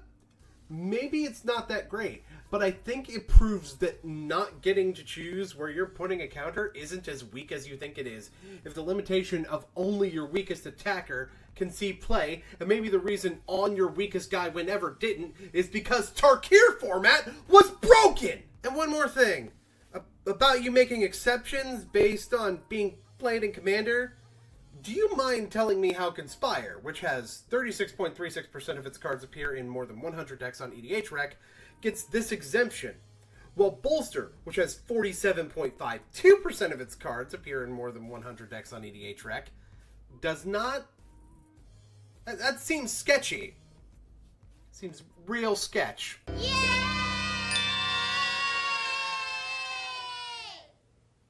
At number 8 is Amplify, a mechanic that I think is both uninteresting and underpowered. It appeared in Legions, the second set in Onslaught block back in 2003. Onslaught block was arguably the most tribal block in Magic's history, and Amplify was a mechanic that was meant to be well suited for such an environment, since if you had more creatures in your hand with the same type as the creature with Amplify that you just played, you could reveal them and make your creature bigger. Hey, so, remember that issue with Bolster that just messed up your math a bit? This is where it really fucks you. Like, right in the ass. Amplify actually only has 9 cards, with Killmouth Dragon having been reprinted. Like, okay, considering the fact that you would have to actually go over the lists and look up tournament results for every card, it's one thing to go, oh shit, there's 2 repeats in here, but that's okay because it only slightly makes my math off and my point's still valid. And a whole different one to not realize that you should have disqualified something according to your own criteria. And this isn't even my only problem with this segment.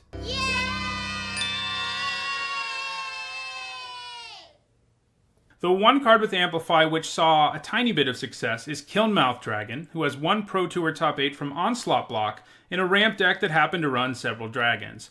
Holy shit, how did I not see this sooner? That card should be worth 2 points, and the point per card total should be 0.4, well, really 0.44, but I digress. That actually puts Amplify ahead of both of the other mechanics that were already on this list in terms of points per card, and one of those also had only 1 card with points. Your math is really fucking you here, guy.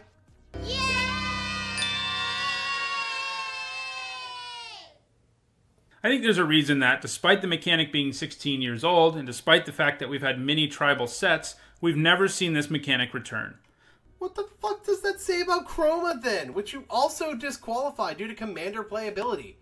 We didn't go back to Chroma in spite of having a monocolor-centric blocks multiple times since Lorwyn, except we totally did, but we didn't call it Chroma. See, Devotion, which you put on your best mechanics list, is literally the same mechanic with a different name. So does that mean Chroma's just a bad mechanic? I'd argue that it's a mechanic that was given a much better name down the line. Cough, cough, when are we getting that Bushido rename, Rosewater? But that leads me to your next statement. Like Bloodthirst, I could maybe see some hope for this mechanic in the future, but in general I think a mechanic like this one, that only rewards you if you have creatures of the right creature type in your hand, is a pretty bad design. First of all, you think the mechanic has potential, but also that the mechanic itself is a bad design? Good job. Second, Tarkir block was full of cards that cared about having dragons in your hand, so your whole we never return to it so it's bad is out of the water. Lorwyn also had a whole cycle of reveal a tribal creature or pay 3 low-cost creatures that indicate that the problem was not the mechanic itself, but rather the card design. And sure, I'd agree with you that there are more interesting things to be done with tribal keywords, but you know what? Wouldn't hurt my feelings if Amplify came back with better made cards. In fact, I'd welcome it, and that's really the point of what I'm trying to say here. Next, I have Tribute, which is actually our 4th consecutive mechanic that involves +1/+1 counters, interestingly enough. This mechanic is kind of cool flavor-wise. Basically, the creatures with this mechanic demand a tribute for your opponent, and if they don't get it, well, they're going to do something about it. The tribute involves putting +1/+1 counters on your creature, and every creature with tribute does something different if tribute isn't paid. Generally, though, it involves gaining an Enter the Battlefield ability or keyword ability until the end of the turn when you play it. So, what's the problem with this mechanic? Well, like always, cards that let your opponent choose between 2 options are not very good. This is because your opponent can almost always choose an option that makes it so the card doesn't affect them very much, one way or another. Can't take 5 damage from Farragax Giant? That's fine. Let it be a 5/5. Now, it can happen that both options aren't good for your opponent, but the problem is that just doesn't happen very often, and even when that's true, both options aren't going to be equally bad, and it's not always going to be the case that the option is really worth playing the card you're playing, even if one of them is worse for your opponent. See, while it is a fact that cards that let your opponent choose between 2 options are always going to have an option that's more good for them at any given moment than the other, this making the cards unplayable is, unfortunately, pure fiction. I don't... Wow, you're still here? I can't leave, remember? Oh, yeah. Well, anyway, I'm referring to the card Fact or Fiction, which forces your opponent to choose between 2 options and is, only one of the most iconic cards in the entire fucking game. Oh. Man, you're a nerd. Shut. Anyway, that's not my only evidence against you here. There's also Vexing Devil, a card that makes the opponent choose between taking 4 to the face and you getting a 4/3 for 1 mana that has more points than the entire archetype. Again, your criteria to reach its place on the list is valid, but do you have to list your opponent making a decision as the primary reason that all the cards are bad? The one card with Tribute that saw any play was Fanatic of Xenagos, and that is because both parts of it have a pretty similar goal: attack the opponent to death and do it efficiently. As either a 3-mana 4/4 with Trample or a 3-mana 4/4 with Haste and Trample for a turn before shrinking back to a 3/3, you're getting a good deal, and both attack your opponent on the same axis with the goal of aggroing them out. I think with some creativity, maybe this mechanic could be better in the future, but I have a hard time seeing that. Except you just pointed out the reason Fanatic of Xenagos is good is because of both modes being aggro, which is also what Vexing Devil does. You explained what makes a tribute card good in your eyes, and then you said you don't see it getting good. Fucking contradictions, man. Wowie, wowie. At number 5, we have the Dimir keyword from Return to Ravnica, and that's Cipher. It and the mechanics above it on this list have 0% of their cards seeing play, which also means that there's an average of 0 points per card, so the rankings from here on out are based on which of these 5 terrible mechanics have the most cards printed and still have 0 points. By the way, using your criteria, Cipher would still be at number 5, even though there are actually 13 cards with Cipher. Just throwing that out there. Wowie, wowie. At number 4, we have Rampage. This mechanic punishes your opponent for blocking your creature with more than one creature. Rampage always has a number value, and whatever that value is, that's the stats boost that the creature receives for each blocker beyond the first. How very exciting that isn't, because your opponent is aware that your creature has this ability. It isn't like you're going to sneakily blow your opponent out when they block with 2 creatures. Instead, they just won't block your Craw Giant, which costs a whopping 7 mana for a 6/4. And that's pretty much all he's going to be. It seems that when they designed Rampage, they really thought it was going to be incredibly powerful because the creatures that have it cost several mana more, as if they have Indestructible or Hexproof or something. The worst of the bunch is probably Tika's Dragon, who is laughably a 9-mana 5/5 with Flying and Trample. And yeah, Rampage 4, better look out for that. Basically, this mechanic has an incredibly minimal effect on the game, but it is treated like it's Annihilator or something. It's bad, and that's why none of the 14 cards with Rampage have made an impact on the game, whether you're talking EDH or professional play. Okay, so my only real problem here is more of the bias that this criteria gives against older cards, and this is present with this, and especially your number 1. Not only is the only card that's legal in Modern with Rampage Craw Giant, 9 of the 14 cards with it, which is about 64% of the entire group, were not in Standard by the time the first Pro Tour happened. so most of the cards wouldn't have had a chance to show up in the Pro Tour. You're judging archetypes based on competitive play results that predate competitive play to such a degree that they don't even have a chance to be part of it. Your next entry phasing doesn't have this problem since its cards all came out in the Mirage block, which was the first block released during the Pro Tour's existence, so, yeet! And number 2, we have Soul Shift. After a couple of old mechanics, we move to one that is more recent, but it's still pretty old, having made its debut in Champions of Kamigawa back in 2004, but that's almost 10 years more recent than Rampage and Phasing. Anyhow, Soul Shift was an ability that was supposed to be a tribal payoff for spirits, which there were a lot of in Kamigawa block.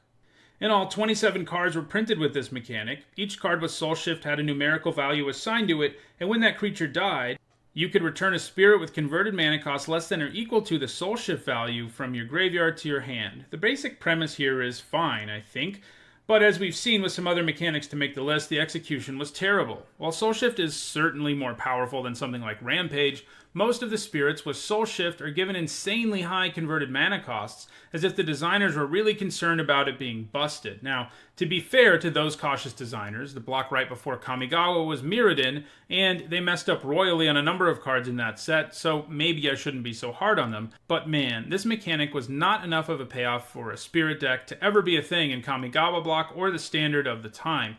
I mean, sure, your 7-mana 4/4 Vine Kami had Soul Shift 6, so it was almost definitely going to return a spirit to your hand, but that is way too much mana for such a creature. Look at something like Gravedigger, which is a much older card than Vine Kami, is less restrictive about what it returns, and does it when it enters the battlefield instead of when it dies. Sure, it doesn't have great stats for 4 mana, but a 4-mana 2/2 with that Enter the Battlefield ability is miles better than Vine Kami. They did print some cards that had Soul Shift and Sacrifice abilities, like Pus Kami, and yeah, if you ever actually got to get this thing into play for the 1,000,000 mana it asks for and then kill a creature and get a spirit back, well, you'd be in business, but that's a lot to ask. I also think this mechanic just sort of had a bad parasitic design. It's just too narrow of an ability, even if what you really want to do is push spirits. Spirit Tribal has actually become a thing in the years and years since Kamigawa block, thanks to both of our visits to Innistrad, but it's no surprise that Wizards didn't bring back Soul Shift to strengthen the creature type. Okay, as I'm sure that everyone would expect me to jump this nerd for talking shit about Kamigawa, he's right. Well, he's mostly right. For one, this was clearly underpowered because of the fear of how powerful Mirrodin was, so there was far too much correction in the opposite direction. Not even the only time this has happened either. Battle for Zendikar and Shadows over Innistrad had the same overcorrection problem coming after the Tarkir block, although not as extreme. And yes, a lot of Soul Shift creatures were overcosted.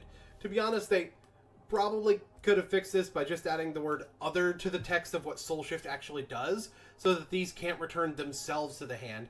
That way they could be priced however they needed to be and costed accordingly much easier. That being said, motherfucker, your presumptuous attempts to explain that they didn't bring Soul Shift back to help spirits in Innistrad is dumb.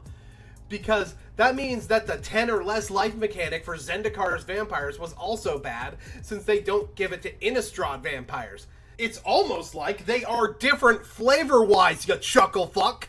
Spirits from Kamigawa are kami, nature spirits, which is why a shit ton of them are green, as a matter of fact.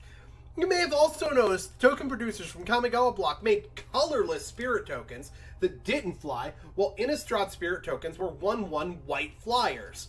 And that's because the Innistrad spirits are ghosts, not forces of fucking nature. And yeah, I know, it's not entirely relevant to your discussion, but there are reasons for a mechanic existing, other than just being in the Pro Tour, and that's something else that your list misses, and I didn't even say this in my final thoughts. In fact, I'm going completely off script right now. Because I'm kind of bothered by it. And at number 1, surprising no one, we have Banding. It has firm hold of number 1 by virtue of there being 62 cards with this ability, and none of them ever doing anything in competitive Magic, or, for the most part, in EDH. Banding has so many cards because Wizards refused to stop using it after it proved too weak, something they didn't make the mistake with on other cards on this list. Cards with Banding date back to Alpha in 1993, and they kept printing cards with it all the way until 1997.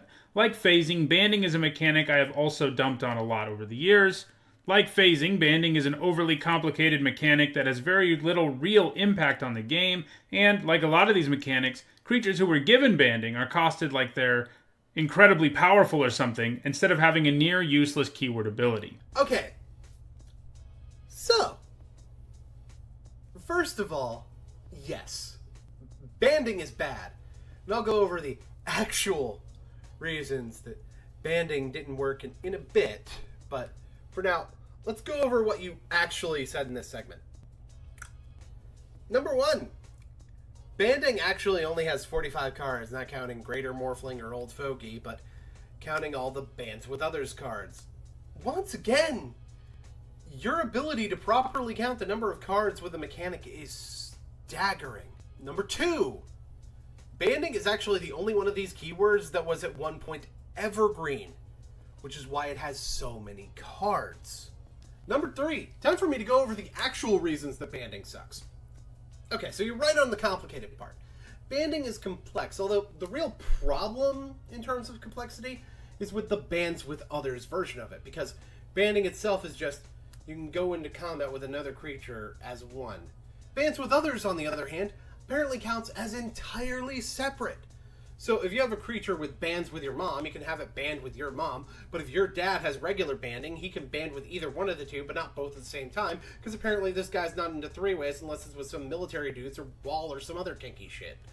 It was a level of nuance in combat that admittedly didn't fit with the need to simplify the basics of the game, so it was phased out of the game. Not because of power level, but because it just didn't fit with what Wizards wanted to do with the game. In fact, banding's concept of creatures being able to assist each other in combat is seen in later mechanics and keywords. Like, for example, Bolster and Mentor. There's also Battle Cry from the Scars of Mirrodin block, and the occasionally used mechanic of giving another creature a combat keyword when you attack. Number 4. Here's a list of banding cards that either pass the vanilla test or would pass the vanilla test with any other keyword. Banalish Hero, 1/1 for 1, passes vanilla, especially for its time.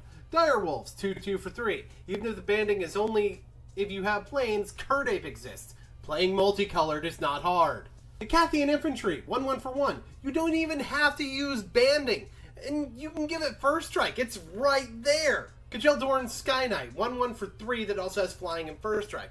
If that were Vigilance, or if that double strike instead of first strike, people would play it at least in EDH, so I'm giving it a pass, even though it already passes the vanilla test, by the way. Kajeldorian Warrior, another 1/1 for 1. How about that shit?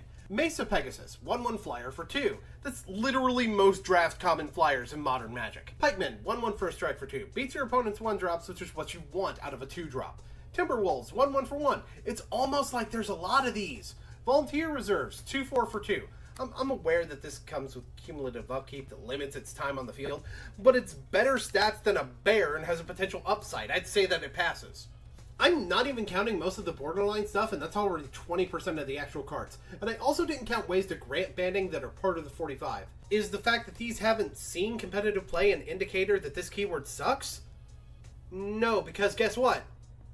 More than half of the cards were never eligible for Pro Tour play, and all but 5 were only eligible for 1 Pro Tour, which means they, for the most part, never had a chance to see the play that would have scored them points. Ladies and gentlemen, allow me to introduce Mr. Smiley.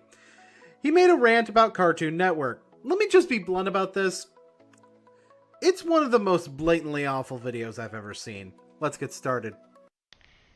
Hey guys, it's me, Smiley. Recently, Cartoon Network has screwed everyone over. I think that's dumb and should stop. I think this dumb and should stop. I think this dumb and should stop. I think this dumb and should stop. I need to sit down. Boon! Right, sorry, what I get for picking this material. But no joke, that phrasing is so fragmented and laughable that I couldn't even think of a better joke about the content of the video to include in the title of this commentary. Now, he is going to attempt to explain how Cartoon Network screwed everyone over, but the mic fuzz and practically intentional bad editing No, really, very first second of the video, he plays a second of silence, cuts the audio, which is blatantly obvious because of the background fuzz, and then starts talking. You can just... You can cut you taking a goddamn breath out of the recording if you're cutting your audio. Seriously.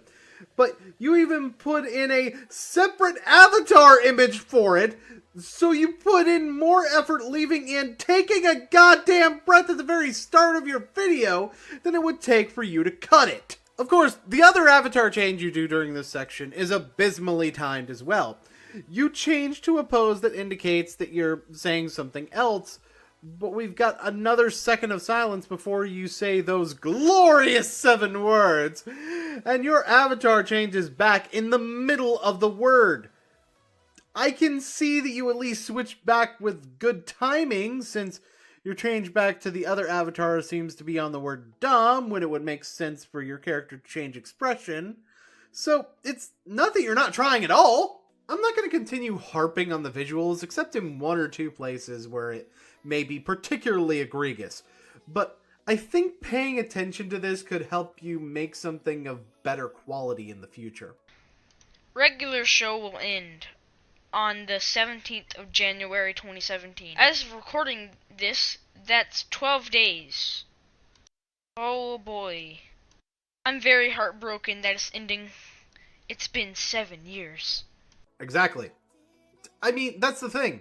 Regular show, like it or not, was never going to last forever. Think about all the shows that have gone more than 7 seasons that are currently around.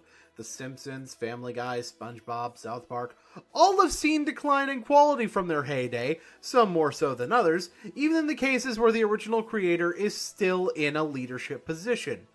While true, there are exceptions to seasonal rot, the fact of the matter is that more often than not, it's better to end something when it's good than to tarnish its reputation with reduced quality when the writers have less ideas. And since J.G. Quintel is the one who wanted the series to end, it's clear that would be the case here.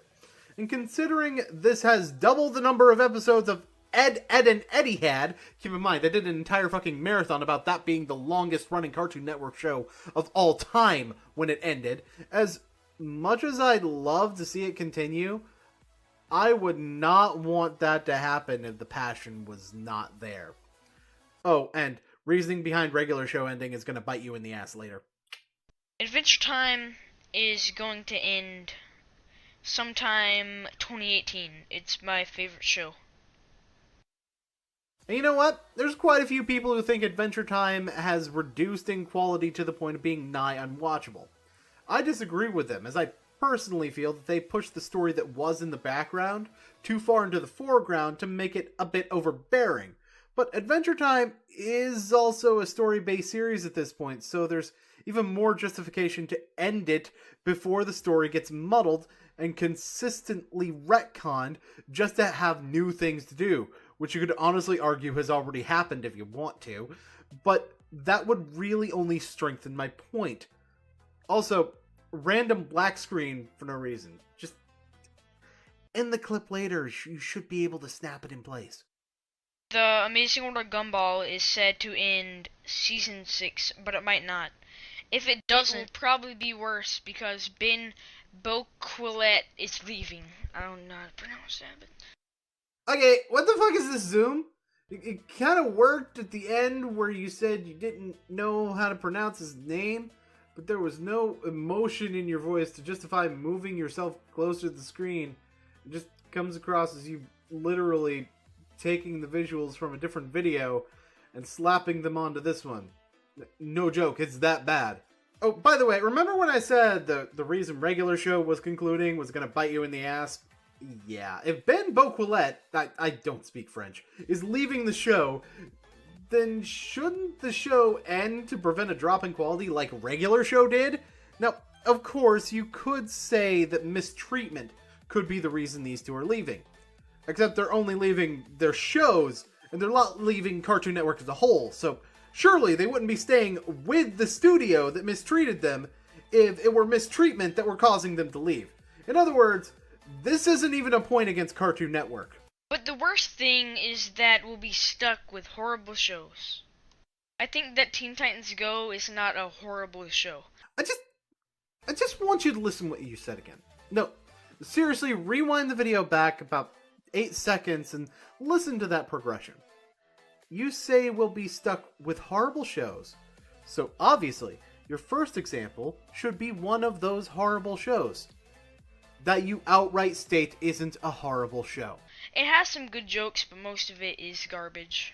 And then immediately say that most of the show is garbage.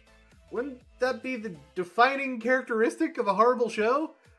I guess you're saying that because it does have redeeming qualities, but that can be said about literally anything. After all, Sonic 06 had good music, but that doesn't mean the game wasn't horrible. Sonic Boom had a fun glitch in it until they patched it out, but that doesn't mean the game wasn't horrible. Do you see what I'm getting at yet? What I'm saying here is that no, don't say it's not a horrible show because there are a couple of redeeming qualities. Is it a horrible show or is it not a horrible show? If most of it is terrible, are terrible and horrible two different things to you? Jesus fucking Christ, I'm ad-libbing half of this because your statement is so full of shit that I can't even fathom it. What I really hate is the new Powerpuff Girls reboot. It is bad in every way. Well, first of all, it's a reboot. What Cartoon Network needs to learn is nobody loves reboots. Nobody. Nobody! See, now this is the appropriate place to use that zoom in thing. You added anger to your voice. It makes sense for you to push that anger into people's faces. As an actual fan of the old show, who is reviewing every episode of the new show, not plugging my own shit at all, I can tell you that the show does have plenty of redeeming qualities.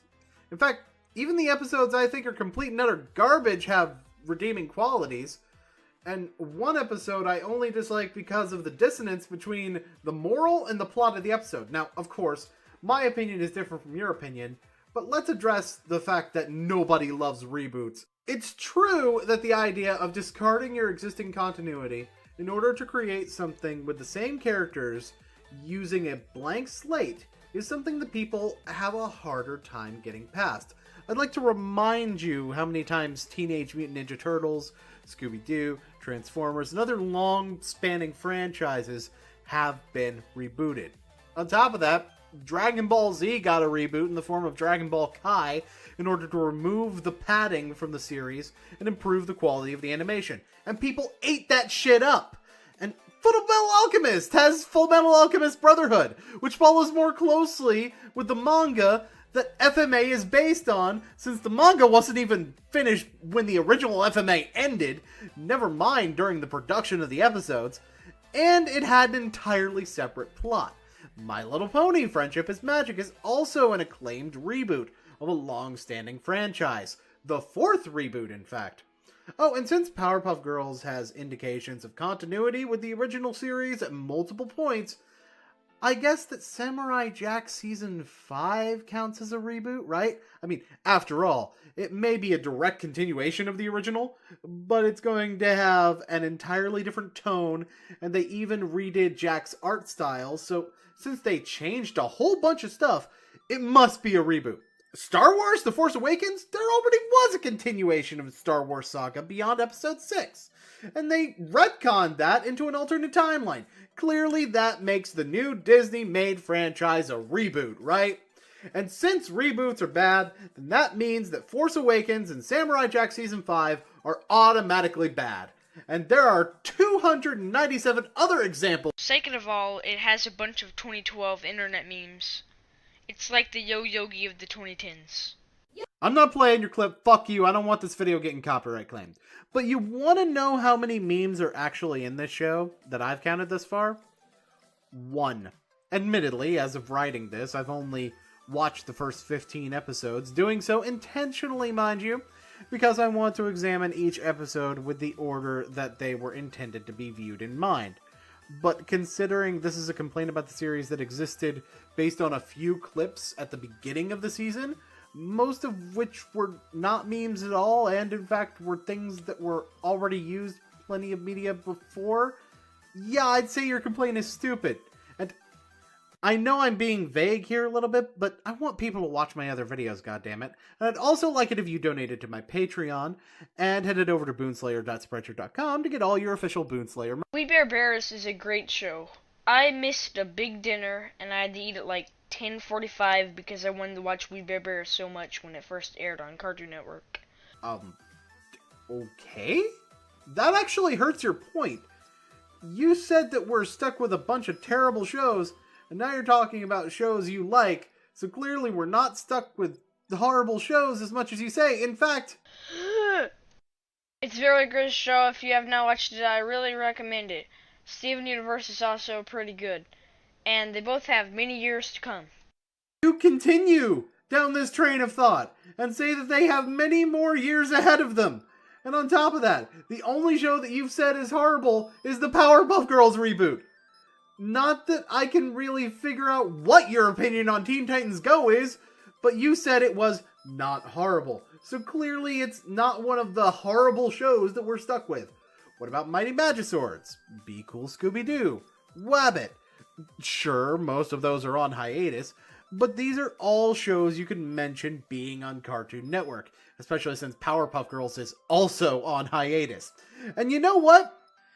If you thought they were horrible, even though I disagree with you on, at the very least, Mighty Magiswords, I might be able to give you some credit. This goes beyond providing too few examples.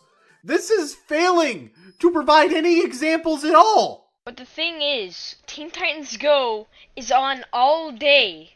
Like, all freaking day. Seriously. Oh, thank God, a valid point. Maybe now we can get something rolling here in the last third of the video. You probably forgot about Clarence and Uncle Grandpa, didn't you? What about Clarence and Uncle Grandpa? I mean, at least with the other shows, you told us your opinion of them, save for maybe Gumball. But I got the impression you liked it based on the context. But there's no context that helps here. Are these good shows? Are these bad shows? Are you saying they were swept under the rug? I don't.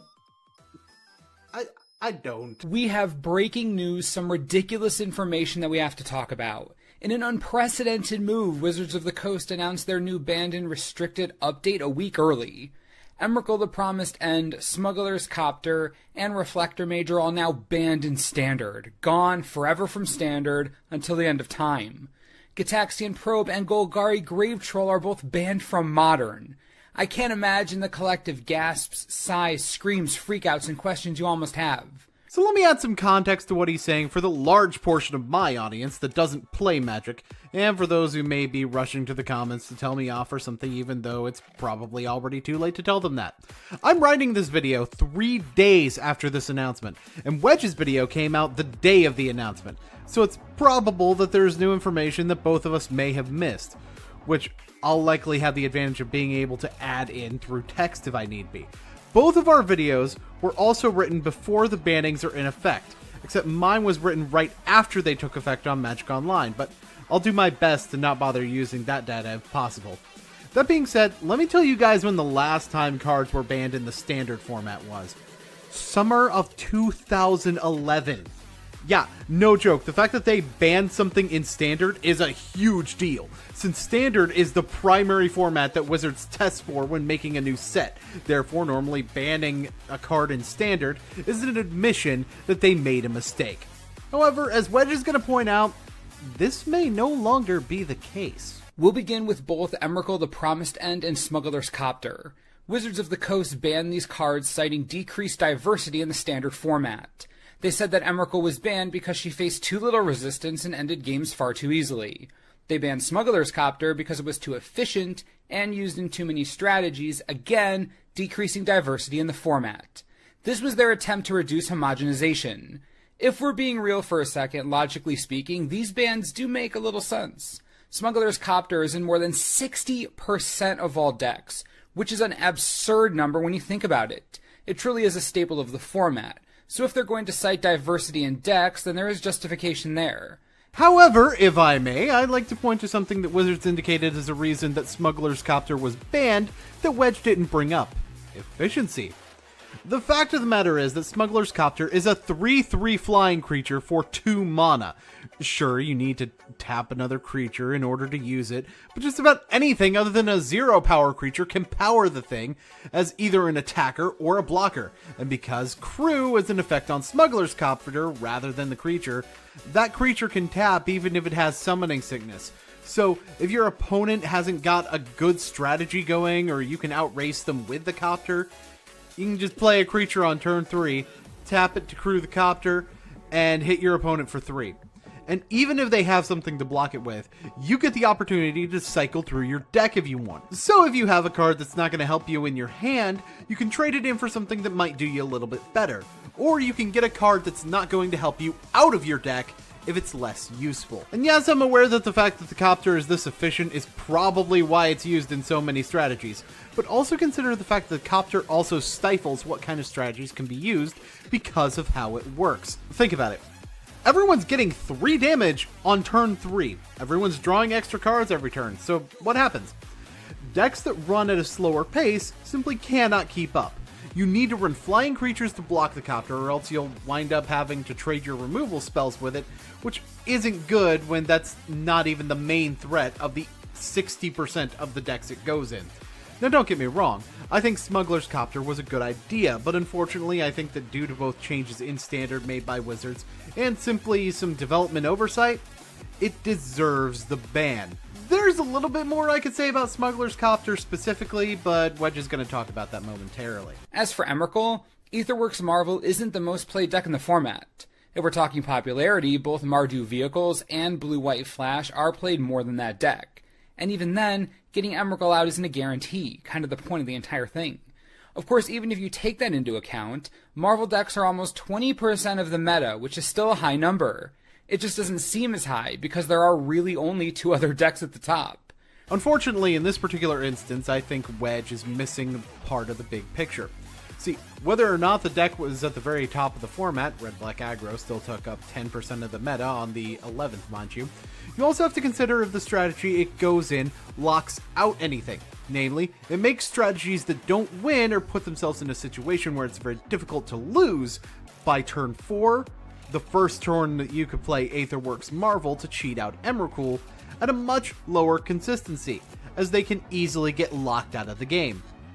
As for your statement about Emrakul not being a guarantee off of an activation of Aetherworks Marvel, allow me to do the calculations to see how likely it really is. I'm going to assume the scenario where you have the most cards left in your deck, and that 3 Emrakuls are left in your deck, since you have about a 50% chance of drawing 1, but only a 12% chance of drawing 2, so this will represent a realistic worst case scenario. That comes out to approximately a 32% chance. In other words, under the realistic worst case scenario for Emrakul, there's about a 1 in 3 chance you get it anyway. And it's not like your game is over if you have to cast something else instead off of the Marvel, especially since your probability for getting Emrakul will likely go up if you do it again. Now, of course, the argument still exists that you've only got a 1 in 3 shot under these conditions, and you'd have a point, but the amount of resistance one can offer against Emrakul is also cited as a reason that Emrakul is busted. True, we do have sorcery speed removal, especially Declaration in Stone, but one thing to remember is Emrakul's cast effect. Take control of an opponent's next turn. It doesn't really matter if you get an extra turn if your opponent can stop that turn from mattering by getting rid of anything you could use against Emrakul.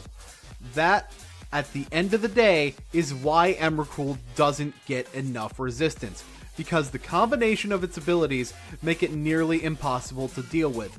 Now, of course, there are other cards an Aetherworks Marvel deck can use to win the game, but I'll touch on those more in a minute, as a later statement Wedge makes points towards what I'd be talking about. This format truly is lacking diversity at the peak, but this brings me to a point we need to discuss.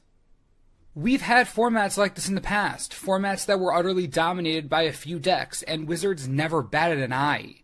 Standard bans are incredibly rare, especially when a card has only been out a few months. And while I understand the justification around banning the Copter and to a certain degree Emrakul as well, we have to realize what this means. Wizards is clearly taking a more intense look at Standard.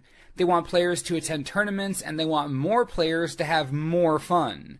If they need to destroy the 2 best cards in the format, they will. Okay, feel free to chalk this up to just me having a different opinion, but the 2 best cards in the format? I mean, as much as I talked about Emrakul being really powerful, it still costs 9 mana at the cheapest, and the reason it's so competitive in such a fast-moving format is because of that 1 in 3 chance of getting it out with its cast effect on turn 4, where it shouldn't be able to come out. I would argue the Copter being the best card in the format, yes, but as for the best card in the format from the point of view of the Marvel deck, I'd have to say that it's Marvel, baby! That was the worst thing ever. Buzzkill. Asswipe. Funburger. I am not good at the insulting. Clearly. But that's not the real problem. The real problem is what we're going to talk about now. Reflector Mage was banned because, quote, our data showed the white-blue flash deck was too powerful against the field, and Reflector Mage has been on players' lists of most disliked cards since the days of Collected Company. They also use the word frustrating to describe the mage. Well, they also, earlier in the same article, elaborate on the fact that White Blue Flash is a deck that unbalanced the format, thus why they are targeting that deck specifically. This is also the only ban that's specific to White Blue Flash as well. The fact that you call this a problem is concerning enough, but you're going to expand on this. This is probably the only part of the video that I have any real issue with, honestly. Control cards have always been viewed as frustrating or unfun. The current reaction to Reflector Mage is actually nothing new.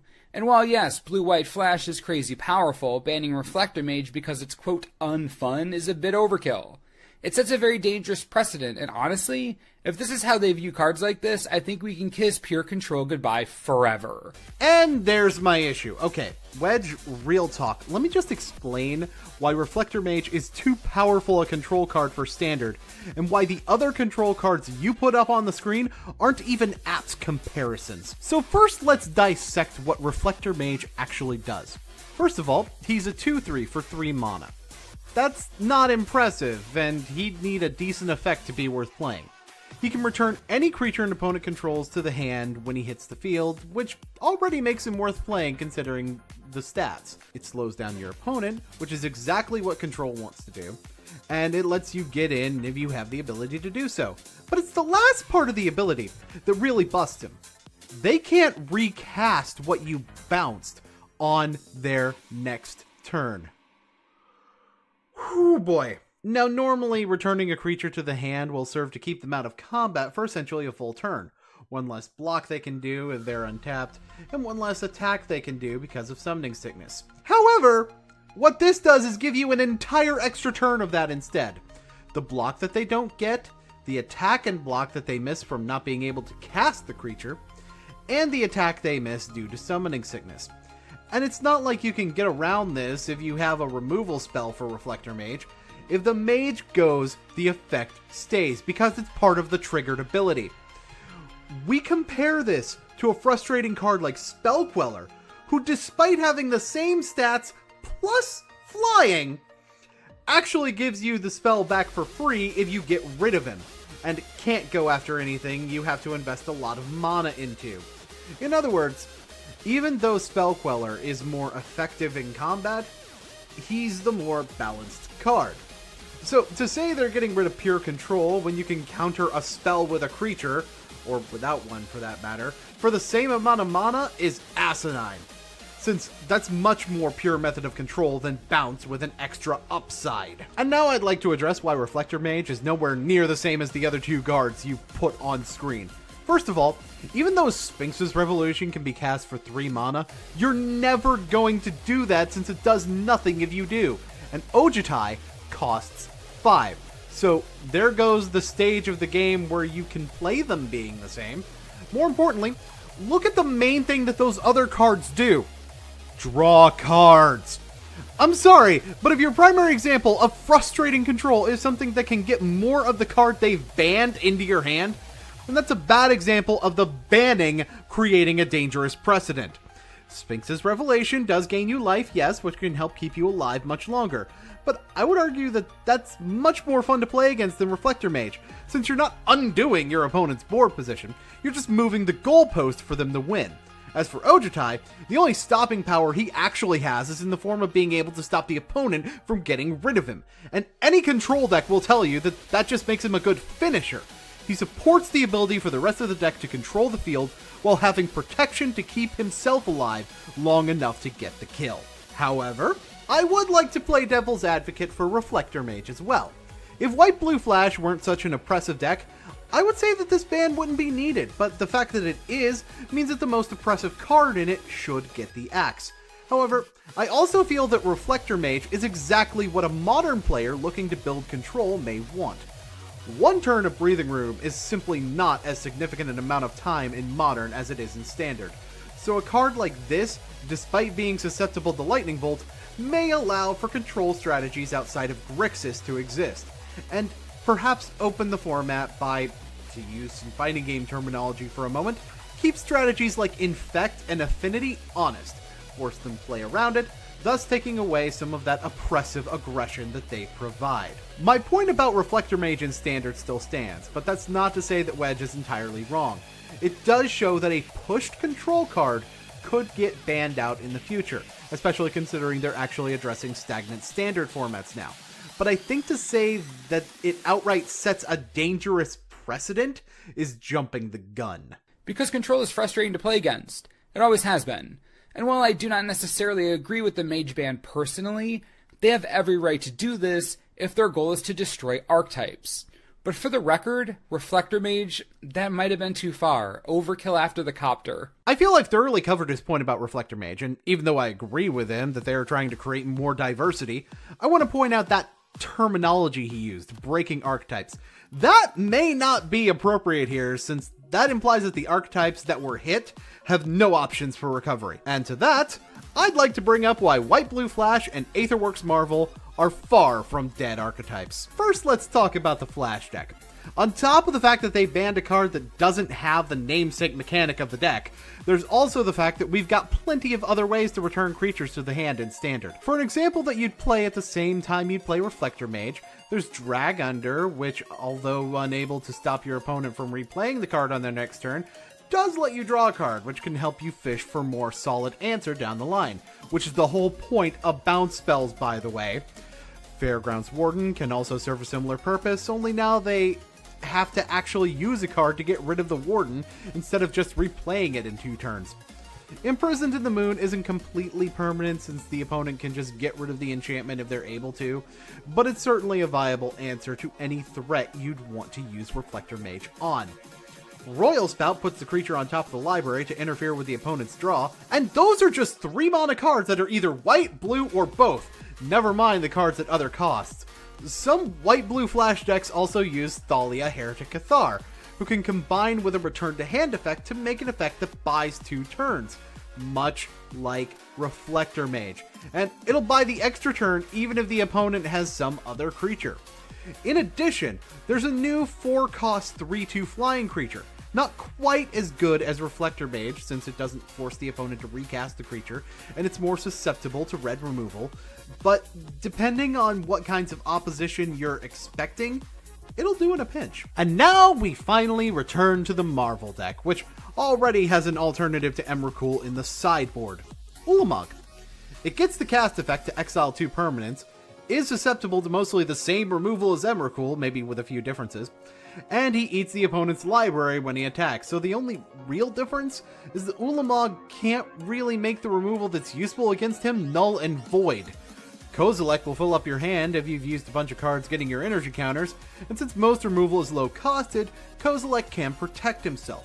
You can also use Desolation Twin to get double the creatures that will typically need double the removal, or you can use other big creatures, but I'd say Ulamog is the best outright replacement for Emrakul in the Marvel deck because it does the most for the strategy. I don't even really need to argue about Smuggler's Copter, as it's used in nearly everything, so that's hardly what I'd call breaking any given archetype regardless. So no, Wedge, I don't think these archetypes have been broken in the sense that you used the word. I just think that other archetypes, including ones that we don't even know about yet, are going to stand a better chance. We turn our attention to Modern, and honestly, this could be even more insane than Standard. We'll begin with Gataxian Probe because this is going to be a short conversation. Played in almost 20% of all decks, Phyrexian Mana makes this the most flexible draw spell in the entire format. And Wizards makes a decent point when they say that it does give combo decks and turn 3 kill decks an unfair advantage. I've seen it a million times, but let's get something straight. Gitaxian Probe isn't being banned because of the card text. It's being banned because it costs 1 Phyrexian mana. Just to sound like a jackass for a minute, you know that the card text includes the reminder text for how Phyrexian Mana works, right? That kind of leads into my point, though. If it was simply because of Phyrexian Mana, then cards like Surgical Extraction and Mental Misstep would also be banned in Modern. On the other hand, if the Phyrexian Mana were replaced by only a single blue mana, it wouldn't get banned either. In other words, the real reason it was banned is both of those things. But on a side note, why the fuck are only 20% of decks using this thing? Is it because only 20% of decks are blue? Considering what we're talking about here, why the fuck does that matter? But the real big news, that's the last topic we have to cover. Golgari Grave Troll has been banned, but the card itself being banned isn't even the most impactful thing that happened. The reasoning behind it, jarring. Quote, Dredge, the mechanic and the deck, has a negative impact on Modern by pushing the format too far toward a battle of sideboards. So straight up, Wizards of the Coast is literally saying that Dredge is bad for Modern. Wizards denounces the entire mechanic, then bans its best card, and clearly doesn't want it to be a thing. So again, let me be clear. If Dredge can somehow ever exist again successfully, Wizards of the Coast will 100% ban it out again every time. This is a precedent now. Dredge is not meant to be a played mechanic in Modern. Done. Over. And that is scary as all heck. Called, quote, unhealthy for the format, Dredge took the format by storm and is now hit hard again. So what does this say to other alternative deck choices? If they become too powerful, will they get banned out? Well, not necessarily. I think we need to figure out why Dredge in particular is considered unhealthy, because honestly, the argument as it's presented can easily be levied against Infect as well. It forces you to go with the sideboard if you want to rely on more than luck in order to have a good shot at winning, at least in most cases. However, I think that there are a couple of particular factors. First of all, Dredge is an engine where you play lots of stuff for free. True, most of the things you get to play are very small, but the fact that you can start this engine up on turn 1 if you have something like Insolent Neonate makes it very fast. It's also much more difficult to stop than Infect. There's a lot of different ways to deal with what Infect does, like using Spellskite to neutralize the power increasing spells, or simply bringing in extra removal that you might bring in against other archetypes. Okay, great. You can get rid of the prized amalgam that's probably going to come right back next turn. Big whoop. Dredge's resources also have the tendency to be renewable because of how they work. Oh, and heaven forbid should someone decide to make a Psychic Spiral mill variant. At that point, the only sideboard option you have is a sideboard option that only works against Dredge, namely Mass Graveyard Hate. And Modern's actually faster than Legacy, so you might not have time to get it if you're not running 4, and even if you are, Dredge's primary weakness is in Game 2, so they can just bring in their anti-sideboard sideboard. In other words, Dredge creates a war of sideboards for the same reason that it does in Legacy. There's really only one thing you can do against it. Even Infect can be beaten by stuff that beats other decks, but Dredge? Other than Pyromaster's Ascension, who else are you hurting with your sideboard anti-graveyard cards? The absolute last part of the announcement was Wizards letting us all know that they're actually changing how they do all of this. Quote, banned and restricted announcements will now be made both on the Monday after standard legal set pre-releases and 5 weeks after a Pro Tour, also on a Monday. This means that they're going to be able to react to formats twice as fast, which in your mind should translate to mean that they will have a tighter hold on these constructed formats going forward, and we could just end up never seeing a truly dominant deck ever again. This year is going to be interesting, to say the absolute least. So this channel is a dude wearing a witch mask while pantomiming as though he were actually talking, when it's blatantly obvious that it's just a voiceover. This is Green Psycho 17. Dude, just make it a voiceover. Or better yet, match up with the energy of your voice with the energy of whatever this shit is. Anyway, he's talking about how WWE shouldn't have made an initial public offering to become a publicly traded company, which is what going public means in the context that he's talking about. The company went public in 1999, But hey, even a 16-year-old topic can be interesting and informative, especially if you analyze decisions being made today in the context of decisions made then.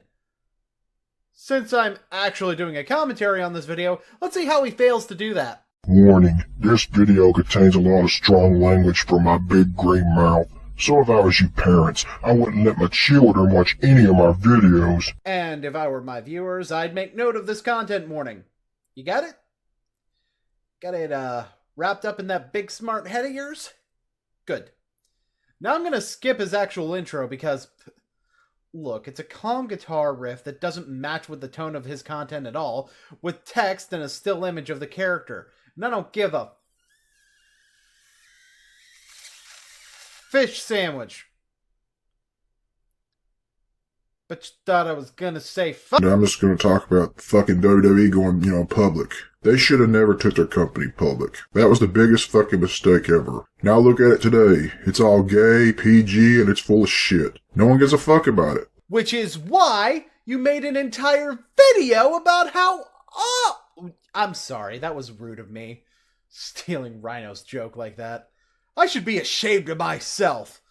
But in all seriousness, if no one gives a shit about the show, why do so many people, including yourself, talk about the show on such a frequent basis? The ratings are low. Hold it! I'm not normally the type to do this Phoenix Wright thing, but you missed a lot of evidence that proves you're the one full of shit.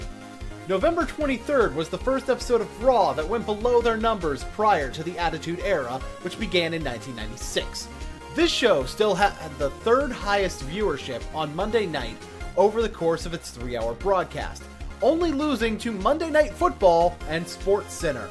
If that is your idea of low ratings, then you, my friend, have standards set too high. While it is true that this is lower than what they had in the Attitude Era, while it is true that this is their lowest ratings in years, I would not say that this would be considered an outright failure. It's an indication that they need to change some things that they are in the process of doing, but it's not an indication that the show is completely garbage. And they're afraid to take chances because, it's PG and their company's public.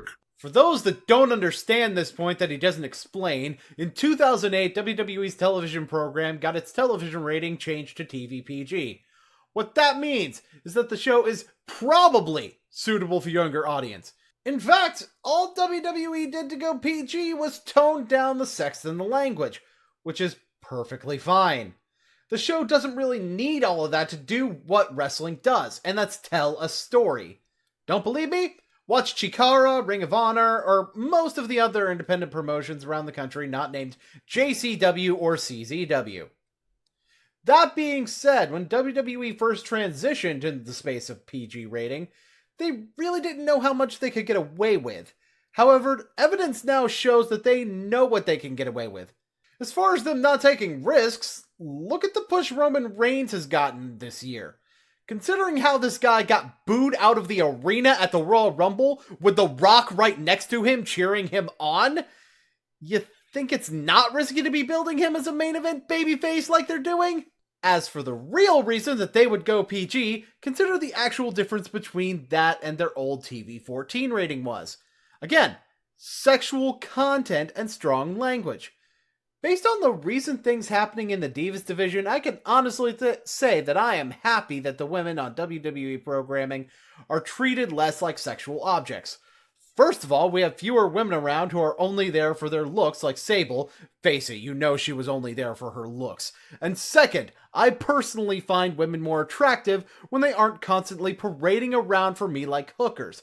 But I can understand if you feel differently. There's plenty of shows outside of the mainstream if you want that. As far as the language goes, recall your content warning at the beginning of this video. Why on earth would WWE want to continue limiting their audience just so they can say a few more controversial words when mainstream media was moving away from the edgier style of content that was prevalent in the 90s and early 2000s? The WWE should never went public. Never, ever. They lost a lot of control. And I mean a lot of control. Really? Well, let me just take a look at the executive committee of WWE's board of directors. You know, the ones who are actually in charge and hold most of the stock in the company. Let's see here. Vince McMahon, the guy you keep saying needs to take charge of his company. Stephanie McMahon, his daughter. And Paul Levesque, better known as Triple H, Stephanie's husband. Oh, and who is it that runs creative? You know, the part of WWE that would be in charge of choosing the level of language and sexual content in their production? Oh, that's right. Triple H! And he's also a guy who comes from wrestling, by the way. Just because they have a board of directors doesn't mean they don't have control over their own company, you know. Because really, they never needed to go public to begin with. The only reason they did it was to, access the capital of debt markets, and WWE didn't even need it. They had no debt, and they had a shit ton of cash. First of all, just because you don't currently have any debt doesn't mean you wouldn't want access to that market in order to gain access to funds like that. Second, going public also legitimizes the business. Not your brand, not your television show, your business. Which means more people will want to do business with you. Third, going public also gives companies an easier time with acquisitions due to the securities they can provide because of it. Guess what WWE would do 2 years after it went public? Acquire a company! You were already on top of the world. You had no debt, and you had a shit ton of cash. And it all came from your fans, the wrestling fans, not the fucking gay, shitty PG fans. Not to hop around the video too much, but, how is it that you describe Vince's current fan base later in this video exactly? Now all people know you're a bunch of kids and shit, but that's all you want to appeal to, isn't it? Fuck all the real wrestling fans. Fuck all those people that made you a billionaire to begin with. Fuck us all, right? Only the kids matter. So by your logic, kids, presumably below the age of 14, based on what the previous rating was, aren't real wrestling fans. So answer me this then. How old were you during the Attitude Era? Well, if you were below the age of 14 during any point in that time period, congratulations! You were, at the time, a gay, shitty PG fan. Or better yet, how about an example I can prove? How about myself? I watched all the time during the Attitude Era. I watched Mankind win his first WWE Championship. I watched Halftime Heat! And before anyone tries to say I didn't support WWE financially, I may not have been in the richest household, but I had action figures, a Shawn Michaels tape. Shawn Michaels was always one of my favorite wrestlers. And I even got WWE Magazine. Guess what? During the majority of the Attitude Era, I was under the age of 14. So that must make me a gay, shitty PG fan, huh? That's how you got rich in the first place. See this guy? This is the guy that got WWE rich in the first place. Hey, guess what age demographic he appealed to? Ladies and gentlemen, allow me to introduce TNA General, all caps. A guy who prefers TNA over WWE, which I honestly don't have a big problem with. I see no reason to have a big problem with it. After all, you're allowed to like what you like, and TNA does some things right that I don't feel like WWE does right. On the same token, WWE gets some things right that TNA doesn't, mostly due to the fact that they aren't booked by Vince Russo in his crazy phase, but that's a story for another time. Anyway, this is his Q&A video because for some reason someone with about 32 subscribers and no stated connection to the industry knows enough about wrestling to be able to answer questions about it. Well, let's get started. Hello to all of my TNA soldiers and welcome to a special edition of TNA Q&A, the internet show where the General himself answers your real wrestling questions. Like I said, he thinks he's some sort of authority on wrestling, as he calls it. Seriously, who do you think you are, Ted Turner? Before I get into the show itself, there's a few things I want to talk about. This show is going to have a theme to it. Instead of just being a random show with random questions, I want to have a theme, an underlining theme for today's show. And that theme is Vanilla Midgets. Well, good for you for doing something different than just answering random questions, but... oh boy. Trust me, the fact that he's using the term vanilla midget at all is probably a bad sign. To clarify, a vanilla midget is a derogatory term for a wrestler who would be considered part of the cruiserweight or light heavyweight division in the context of professional wrestling being an actual sport. This guy is now going to explain further what he thinks about them. I can't stand vanilla midgets. I hate the vanilla midgets. If it were up to me, I'd send them all the way to some vanilla midget island. Get the hell out of my ring. I'm sorry, are you like a wrestler or something? If so, yeah, I can see why you have some kind of authority to be talking about this, but you really just sound more like a normal TNA mark to me. Freaking 4'2" kids. Disgusting. There's this big trend going on lately, and wrestling has changed over the last 20 or so years. But I remember back in the day, even when I was watching, at the time it was the WWF, they had a couple of good years until it went to shit. Why? Because of the vanilla midgets. Actually, it was mostly because Vince McMahon doesn't know how to book good wrestlers when he doesn't have any real competition. Go on, I'm listening. People don't understand what constitutes a good wrestling show. It's got to have wrestling, it's got to have entertainment, it's got to have character development, it's got to progress storylines, and it's got to give you hooks. These are essentials, essential basics to create a good wrestling show. Keep in mind these requirements for good wrestling. Even though, hooks is a pretty vague term, and one could argue that the other things that were just mentioned are, hooks. But still, keep all this in mind. When you turn on something like NXT Vanilla Midget Wrestling, what do you see? What storylines are developing? There are no storylines.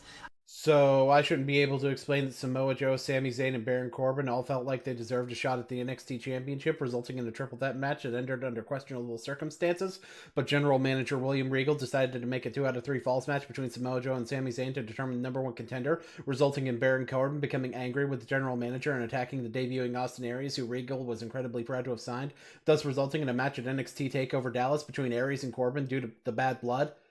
Yeah, there's no story being told there at all. I tried watching that shit a couple of times. People are telling me, oh, General, you gotta watch NXT, you gotta watch NXT. Why the hell do I have to watch your vanilla midgets? I try tuning in. Nobody has character. Nobody has personality. Nobody does anything that interests me. There's no angles that interest me. Well, no judgment if you don't like it, but I get the impression that the only reason you have a problem with it is because it's a product of WWE. Later in the video, the reason I think this is going to be a bit more clear. No crazy shit goes on. What's the storyline? You got a belt, I'm gonna fight you for the belt. We're now locked in a clash. That is NXT Vanilla Midget Wrestling in a nutshell. Even though, I just described a feud that has very little to do with a title. Also, titles are catalysts for feuds in wrestling. That's kind of the entire reason they exist. Sorry if there were no swerves that literally made 0 sense in the few episodes that you watched, but honestly, a lot of episodes of Impact don't have shocking twists in all the storylines either. I don't care about Shinsuke Nukumaru, freaking sushi chef from Japan. Go back to Japan. The only good thing that ever came out of Japan is anime. I could just call you racist for that, but yeah, there's a reason that a lot of guys wind up going to Japan and becoming more popular because of it. Like Brock Lesnar. Or Hulk Hogan back in the day, or Giant Bernard, better known as Albert, or Lord Tensai, or someone else that I can't seem to think of the name of right now. I'm sure it'll come to me. Fucking Japanese wrestling. I'm gonna watch that vanilla midget crap. Get the hell out of here, boy. Disgusting. What else have we got? We got Ring of Honor. I don't even watch Ring of Honor. Fuck, why would I watch that garbage? The only good thing to ever come out of Ring of Honor was Maria. I am in love with Maria. If you ask me, that's the true miracle of TNA Impact Professional Wrestling. Not Mike Bennett, but Maria. That ass is miraculous. Maria actually came from WWE first, but since you've decided the Ring of Honor alumni aren't worth a shit, I guess we just need to get rid of the Hardys, the American Wolves, and the aforementioned Mike Bennett too, huh? Hasn't TNA lost enough talent lately? That's what the General says. So back to the little history lesson I'm giving here.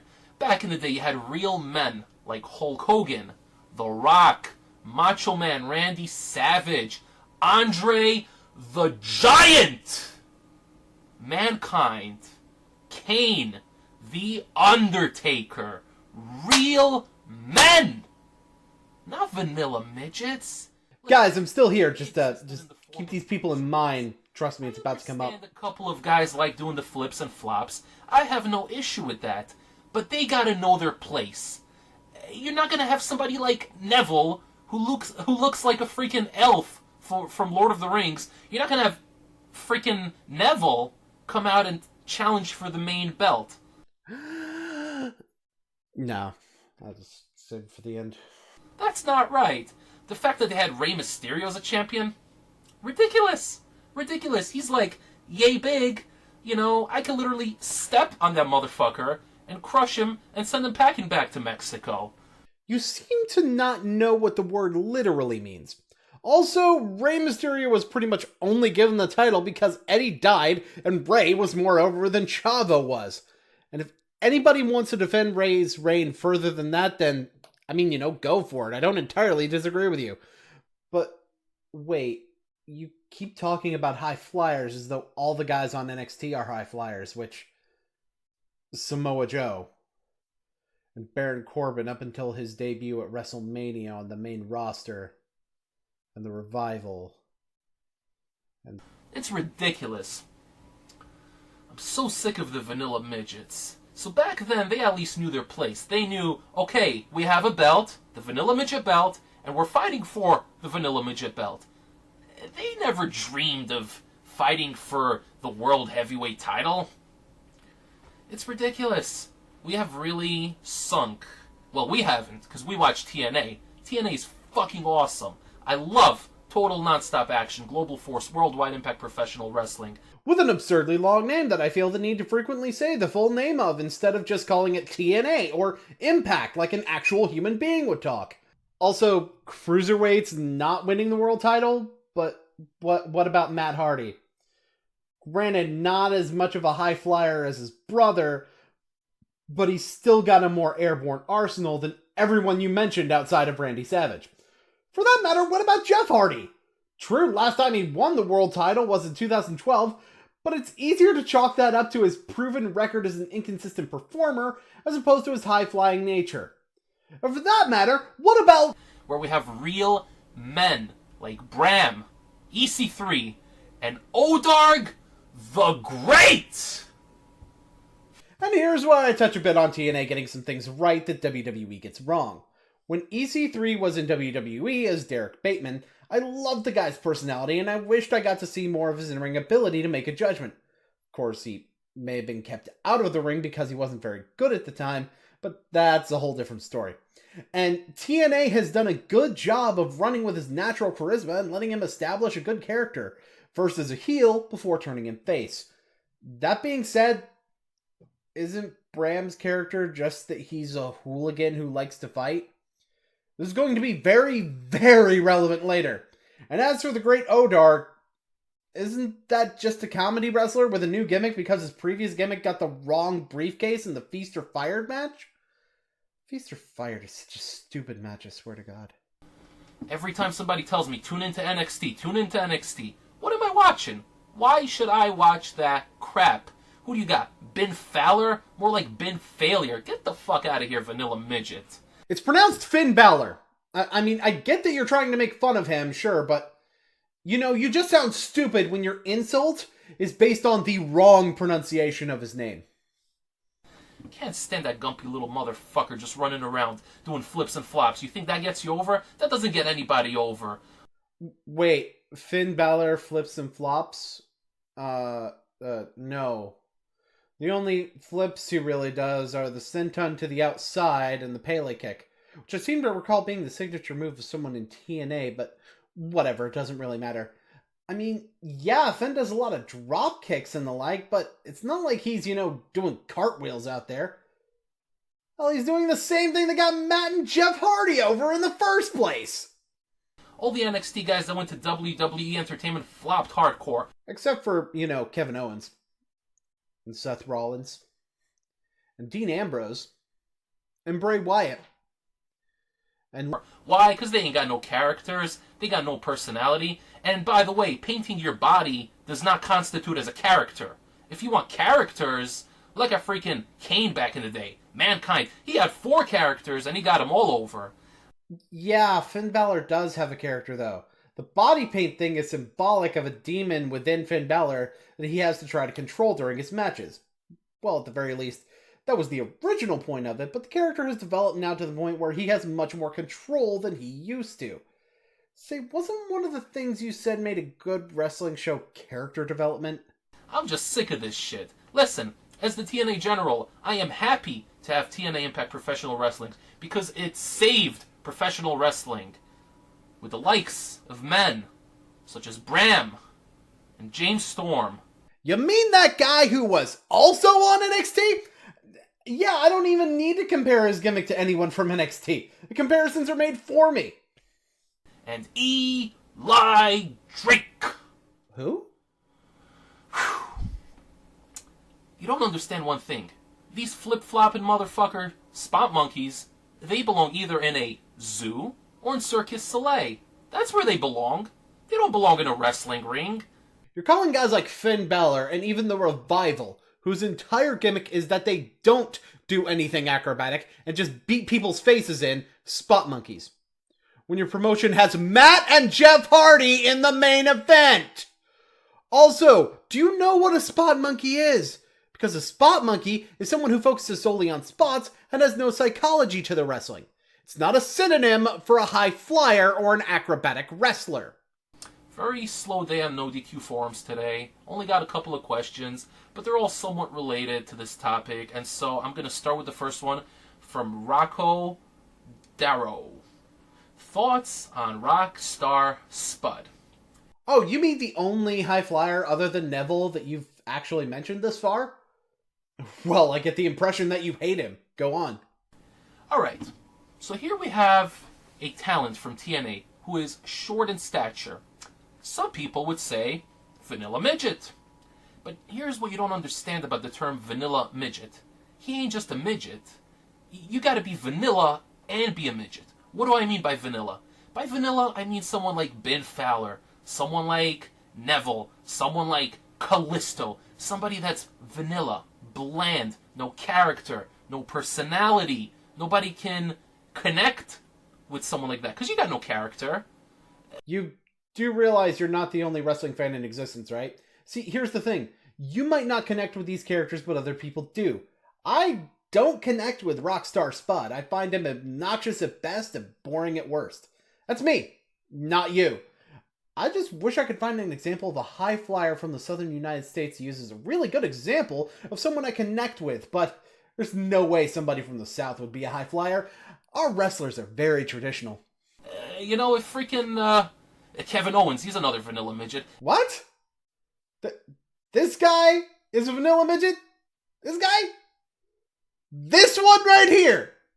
You know what? No, explain yourself. If Kevin Owens came out with, like, a Subway sub, and he's, like, coming down the ramp eating his Subway sub, and his whole gimmick is that he kicks your ass in the ring, but then when his opponent's down, he goes back outside and he takes another bite of a sandwich. That would be cool. I would like to see that. That would be entertaining. The fuck? No, it wouldn't. It'd be stupid. Is this your idea of what a character is? Show me a character that's that dumb in TNA. Show me something like that in your sanctum of a promotion. I know you can't because it doesn't exist. But they're not going to do shit with him. He just looks like a fat plumber, and he does absolutely nothing. Vanilla midget. Does absolutely... His gimmick is that he likes to fight and he's only in the business for the money. He only cares about the titles because they mean a bigger paycheck. And his actions reflect this. On top of that, although his motivations are different, that's pretty much the same gimmick that Bram has. Because from what I've seen, Bram likes to fight and that's his character. Kevin Owens likes to fight and that's his character. You're judging the character solely based on his look. You're worse than Kevin Dunn! I'm sorry, that might have been a bit too far. Also, to be a vanilla midget, yes, you do have to be vanilla as well as being small, but you also have to be small, even under the definition that you gave. Usually the little guys, they can't be heels. When was the last time WWE Entertainment put a little guy as a heel? Who the fuck knows? I don't watch that shit. The Brian Kendrick. 2/3 of the New Day before they turned face. Daniel Bryan. Seth Do you even wrestling? So my thoughts on Rockstar Spud? He's A-okay. But again, as great as Rockstar Spud is, I would never have him go for the TNA Heavyweight Championship. Because, in the end of the day, it's not believable. And wrestling's already not believable, so a little bit on the realistic side would be more appreciated. Eric Young, Chris Sabin, Jeff Hardy. I feel like I'm forgetting someone. I'd like to know what you think of WWE Entertainment trying to push silly Roman Reigns, who nobody likes, and TNA pushing the man with the plan, Drew Galloway, baby! Well, Drew Galloway is just another amazing talent that the WWE Entertainment let go because they got their idea of a mold for a typical traditional star. Someone bland and boring with no personality like Roman Reigns. Hey, he ain't a midget, but he's vanilla as fuck. I don't want to watch that motherfucker. He's boring as shit. Get the fuck off the TV screen. Actually, the issue seemed to be that the crowd didn't react to him well. I really didn't like his character in WWE, but his entrance music was great. As for Roman Reigns being vanilla, you haven't seen him on NXT as a heel. A lot of actual WWE fans agree that what should happen with Roman Reigns to get him over is to turn him heel and let him cut loose and be himself. But I do agree with you that Roman Reigns' initial push coming way too strong for the fans to accept is hurting him in the long term. Because we all know TNA's popping on Pop TV. What's Pop TV? Hey, isn't that the network the TNA is on since they broke their agreement with Spike? Also, that pun was lame. Question from Chad Miller. Why do WWE fanboys think Kevin Owens looks like a real fighter? Because in their skewed and obscured perception, they try to relate to the talent that they see on TV.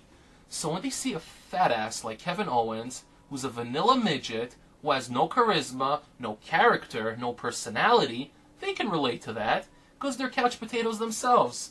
Or it could be because his character is that he's a prize fighter. In other words, someone who fights for money. Didn't you say that Mankind was a real man earlier in this video?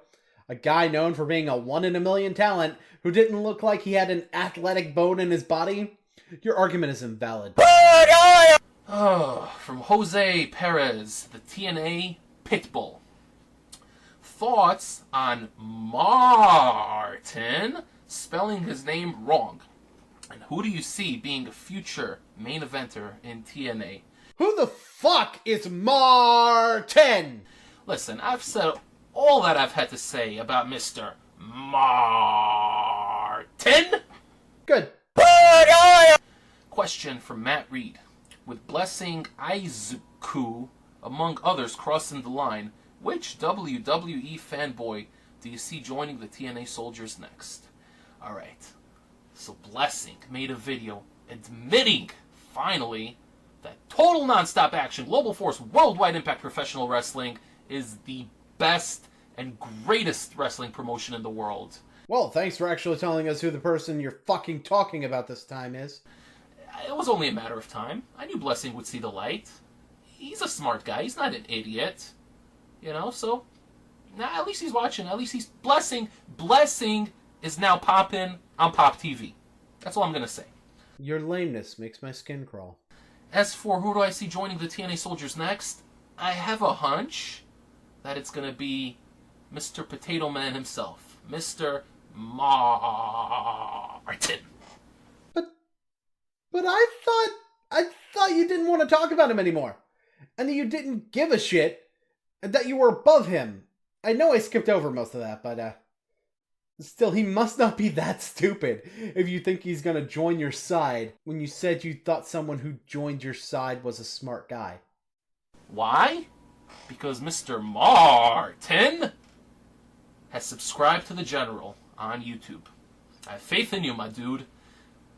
You can do it. Join the soldiers. Even though you just said you didn't give a shit about him. Yeah, no. I totally see him joining, and he totally didn't subscribe to your channel just to have an influx of cringe on his subscription feed. Well, of course they're blind racists, but we're not blind to it. I mean, they fired Titus O'Neil Stop! Your facts are already wrong! Titus was suspended for 60 days. And true, Vince originally wanted to fire Titus over the situation, but I'll explain why that was the initial reaction in a moment. On Black History Month, for touching the chairman of the company. He touched him, and he got fired on Black History Month. More facts wrong. Titus actually grabbed Vince to try to get him to let Stephanie walk to the back first. And I'm pretty sure he would have had the same reaction if anyone else had done it, given that this was right after Daniel Bryan's retirement speech. Everybody was emotionally charged. And to be quite honest, Titus probably shouldn't have reached out like that. Maybe said something, sure, but grabbing Vince was a bit much for the time when this took place. The Mexicools. You remember the Mexicools? I mean, Olale ese, this are limo! They used to say that as they came out on lawnmowers. I remember that shit. So they have that. And I remember the Latin American Exchange, a group of Mexican wrestlers who dressed and acted like stereotypical Mexican gangbangers. And since we're talking about 2005, why don't we talk about the fact that a future WWE wrestler was actually in TNA's main event around the time? Sting! Wait. I think I'm looking for someone else here. And then they have the guy Neville, who looks like an elf. And what's his gimmick? He's British. That's totally not his gimmick. I mean, granted, not that you would know that. It's not like they always announce him as the man that gravity forgot. He wears a cape to the ring like a superhero. Or that they always point out how his moves seem to defy the laws of physics, except for that one time when they didn't. Nah, his only gimmick is that he's British! That's not a gimmick. That's a nationality, motherfucker. That ain't no gimmick. If Neville came out with a bow and an arrow, and that's his gimmick, he's an elf. I'm buying it, bro. He's an elf. He shoots an arrow to the knee, and he beats his opponents via roll-up. That I can go for. But you can't go for a superhero cape. Teaming with an actor who plays a superhero on TV. How do you not see this? So yeah, they don't push British wrestlers. There's one British guy on WWE roster right now who I think is a phenomenal talent. And I think this guy's a wasted opportunity. Wade Barrett, formerly known as Bad News Barrett. And let me tell you something, little dudes. He's leaving the WWE. And word in TNA has told me that he's going to be joining Total Nonstop Action, Global Force, Worldwide Impact Professional Wrestling as Sad News Stu. So set your DVRs, watch Pop TV, because Sad News Stu is coming to the Impact Zone, baby. That's the worst fake name for a wrestler going to TNA that I've ever heard. Aren't those jokes made to make fun of TNA in the first place? Also, good luck with that. The guy's prone to injury, which is the reason he doesn't get pushed. So have fun!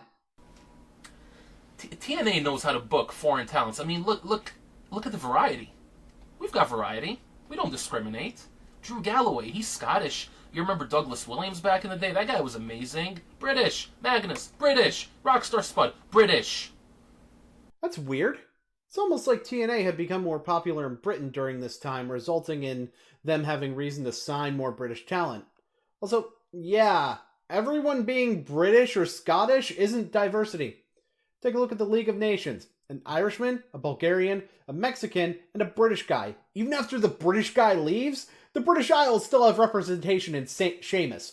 Neville is also British. The Usos, Samoan. They actually play up their heritage of being Samoan without being racist. There's Japanese wrestlers too on NXT, and I wouldn't be surprised to see more on the main roster in the future. And that's without even going into the women's division. Oh, and WWE can actually keep some of its Canadians around. The General is loaded with women and booty!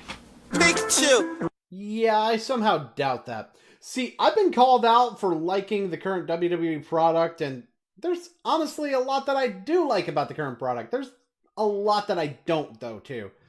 Namely, the main event is probably the worst written part of the show, which really shouldn't be the case. The good wrestling seems to be saved for the mid-card for some reason. And it just so happens that the good mid-card is exactly the part that you're bashing without even knowing what the fuck you're talking about. You say you don't watch WWE, and it shows a lot, because that's the only reason you would be calling Kevin Owens a vanilla midget. I'm sorry. And how on earth can you even say that high flyers don't belong in wrestling or in the main event? I mean, think about it. The majority of what you called out as WWE's faults are things that TNA built its reputation on, and I can name only a single name to prove that. A name that I've been purposely holding back on in this whole commentary simply because it improves your entire video as a farce. AJ Styles. He fits every criteria that you have for a vanilla midget, especially in regards to his initial main event run in TNA that put the company in the eyes of the viewing public back in 2003 to 2006. He's a high flyer, and he's smaller, and during that time, his only personality was that it was acrobatically skilled. You know, much like Neville's gimmick actually is. So by your twisted logic, AJ Styles made TNA well known by being a vanilla midget. So my advice is simple. Like whatever wrestling you want to like, by all means. But look in the fucking mirror before you judge someone else's promotion.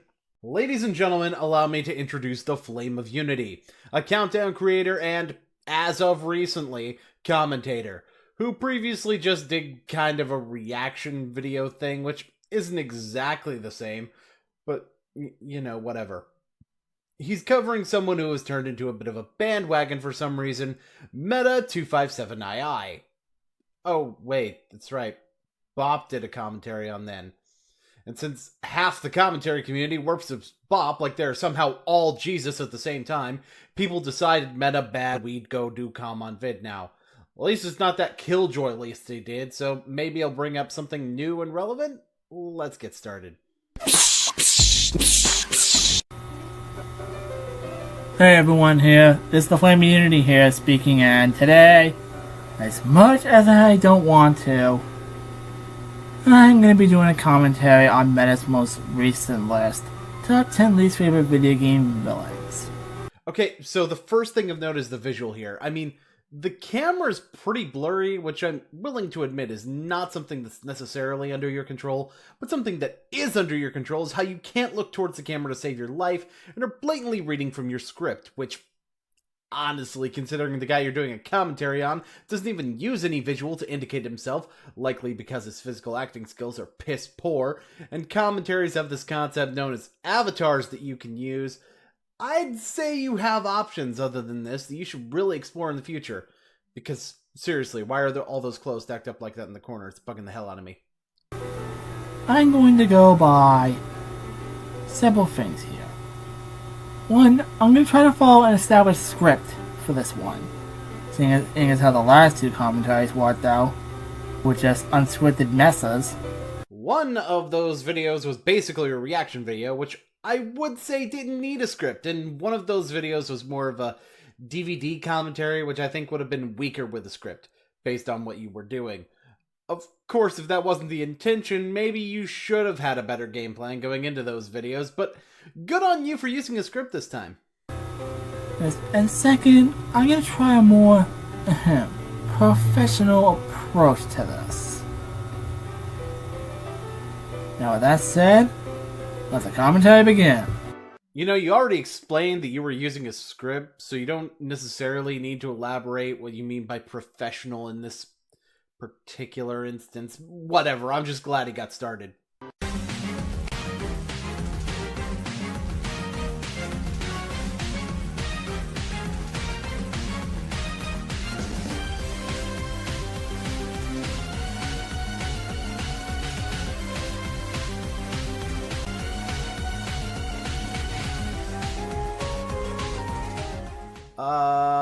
Flame?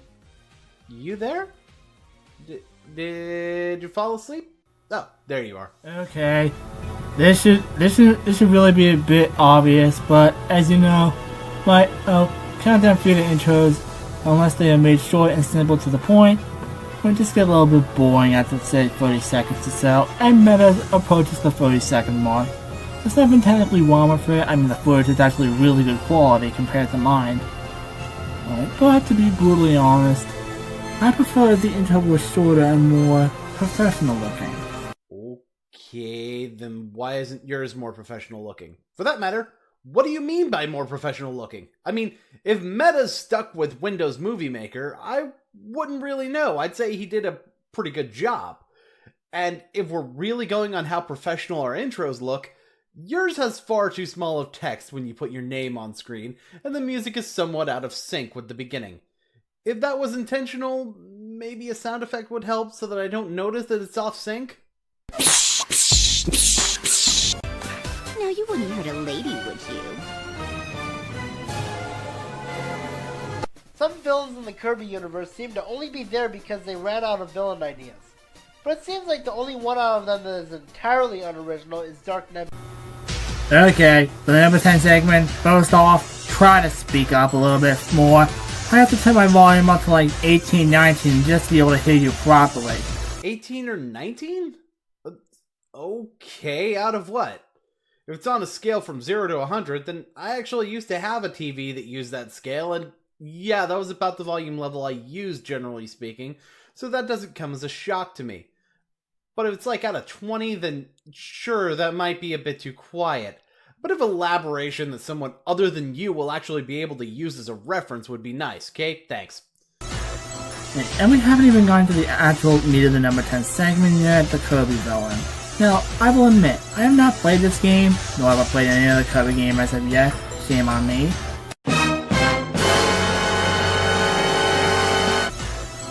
And we haven't even gotten to the actual meat of the number 10 segment yet, the Kirby villain.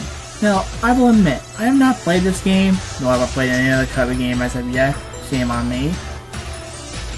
But I will admit, it does a good job explaining the villain's backstory. And yes, unlike some other villains on the list, some of these villains actually do have backstories, so at least they're at least somewhat decent. Are you just gonna explain what he's saying instead of saying it yourself? Also, gee, it's almost like he put it at number 10 because he didn't dislike it as much as the others! But to be brutally honest, this segment fails not because I haven't played Kirby, well, partially because I haven't played a Kirby game, really. This segment fails because you haven't played the game. That's not how that works. But it fails for just one reason. The elaboration. I mean, he likes to fight and all, but he likes to fight, and there's at least a bit of a backstory for this villain, but I don't know. Something about the entry just throws me off. It fails because I don't know! Well, fuck me running! We got a winner on our hands! I'm sure that if I experienced this game myself, I would at least be able to partially agree with him on the entry. And I still do partially agree with him on the entry. I just think that, given the circumstances and the fact that he likes the villains, to an extent, I just think that he should be off the list personally, but that's just my opinion. Once again, number 10 is allowed to be a distant number 10. Hell, I don't even fully disagree with this point, but he even hints that the number 10 is distance from the other 9 entries at the end. Okami had two primary villains, a giant 8-headed dragon named Orochi, and the root of all evil known as Yami. Oh dear God, help me here. Okay, I will give you this much, Meta. You were correct about Yami being the root of all evil and the symbolization of mankind's evil. But you were wrong about Orochi in one aspect. Orochi is technically an 8-headed snake serpent thing, not a dragon. Besides, if it were technically a dragon, it would have mechanical wings and be able to breathe fire. What? Mechanical wings? No. Never mind the fact that Chinese and Japanese dragons don't have wings. Never mind the fact that there have been dozens of depictions of dragons in media that don't always breathe fire. What traditional Western dragon has mechanical wings? Also, here's a picture of Orochi, specifically Orochi from Okami. I mean, yeah, he represents a snake god in Japanese mythology, I get that, but dude, looking at what we see in the actual game, that's a dragon. Learn your mythology, Mana! That's funny, I could say the same to you. And to Capcom, for that matter. Seriously, you didn't have the balls to make your snake god be an actual snake? So what do we get in the sequel? A dark eyeball with teeth buried in a pile of purple throw-up. His role in the plot isn't all that memorable, and unlike Orochi and Yami, who had some pretty intense build-up for half the game, Akuro seems like he only appeared because they needed a villain, and because of that he just comes off as plain forgettable. At least Dark Nebula had a memorable Doroch fight. Orochi was memorable for being very intimidating, Yami was memorable for his epic final battle, and Akuro was memorable for, what was he memorable for? Okay, if you feel bad for the villain after defeating him and finding out why he was doing what he was doing, then doesn't that technically make a good job of him being a villain? Not the question! I know plenty of villains that become sympathetic after they're defeated, which I will not list here because spoilers, but he said the villain wasn't memorable, which, you know, likely indicates that he probably didn't even find Akuma? Wait, no, he's from, Akuro? That was it! Yeah, probably didn't even find him sympathetic. I mean, they pulled the tragic backstory cliche and brainwash cliche so many times throughout the stories, as in many other games and novels. Which is probably why he felt like What's-His-Face wasn't memorable? Wait, who are we talking about again? But to be brutally honest, Koro just doesn't seem to fit as a villain for this list. It just doesn't seem to qualify given what I believe a villain to be. I believe a villain to be a monster who has no redeeming qualities, is completely monstrous, has no regard for innocent life, and is generally never given any chance at any sort of redemption. Okay, no, stop. You do not get to judge this list based on criteria that you literally just made up. Also, let's look at the actual definition of villain. Oh wait, I don't even have to! The literal definition of villain is an antagonist. In fact, all of these factors combined mean that the only thing that can be a good villain is some eldritch abomination, and thus anyone with any real motivation cannot be seen as a villain in your twisted view of storytelling. And yes, this is the point that downright pissed me off. You can't just attach your own criteria to somebody else's points, unless you're using something other than your opinion as a basis. Oh, and for anyone who wants to say I'm doing the same thing, making up your own criteria for what counts as something with no logic other than it being your own opinion is not a good way to debunk what someone else thinks qualifies, because they have a different opinion from you. See? I just used logic to explain my stance. Is that so hard? Given these opinions I have stated, there I go stating my opinion as fact again. Yeah! You know what you're doing is completely asinine, and you continue doing it throughout the commentary. Akuro should not qualify for the list either. But that's just my opinion personally. So already we have 2 out of the 10 villains ineligible for the list, given my criteria. Wait, weren't we just talking about Akuro? So, no, it's not even 2 entries that don't qualify. It's 1, by your twisted definition of what a villain is. So you're not even judging this video fairly by your own criteria. Also, the fact that you couldn't remember that we were just talking about Akuro kind of indicates that Akuro is not very memorable. And I have a feeling this is gonna get worse from here. My sentiments exactly about your video. Personally, I think that the Subspace Emissary gets a lot more hate than it deserves. But I'll admit that the final boss was something that they should not be proud of. He's just some strange Data-like man with evil powers. Pretty much nothing else about his actual character.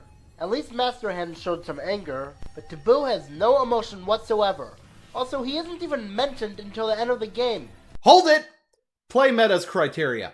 Because I can't find 10 terrible villains that are the main antagonists, they don't have to be the main villain, but they have to play a big role in the plot, so no random final bosses like Necron. So, this entry doesn't even count. Whatever, I'm jumping ahead of myself and actually kind of doing a commentary on Meta's video. I'm sure Flame's gonna bring that up. Speaking of which, where the hell is he? Did he get lost in the clothes pile again? I can understand if a villain isn't seen until the final fight because it leaves you thinking, wow, I wonder what this guy will be like. But Taboo literally appeared out of nowhere, repelling both Master Hand and Ganondorf. Because of that, we didn't get to fight either of them in the Subspace Emissary. Nope, I'm not playing that overused song. I would excuse this if he had some actual personality, but he doesn't. I know he was meant to be a last-minute reveal villain, but I didn't find him to be that much of a likable one at that. Also, how is he able to cast a force field to repel both Ganondorf and Master Hand, but he can't use it to repel Sonic? I don't get it.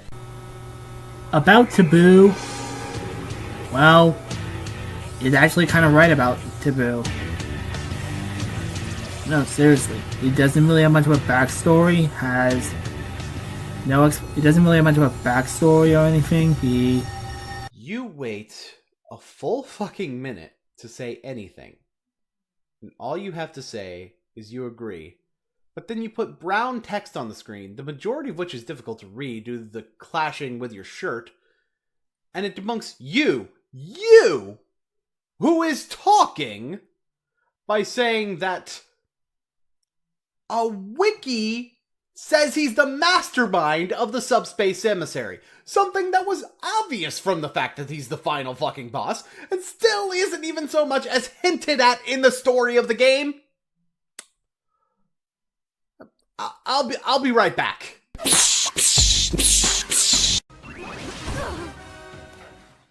I know I said I don't want anything to do with Sonic Boom Rise of Lyric ever again, but I have to bring it up in order to put Lyric on the list.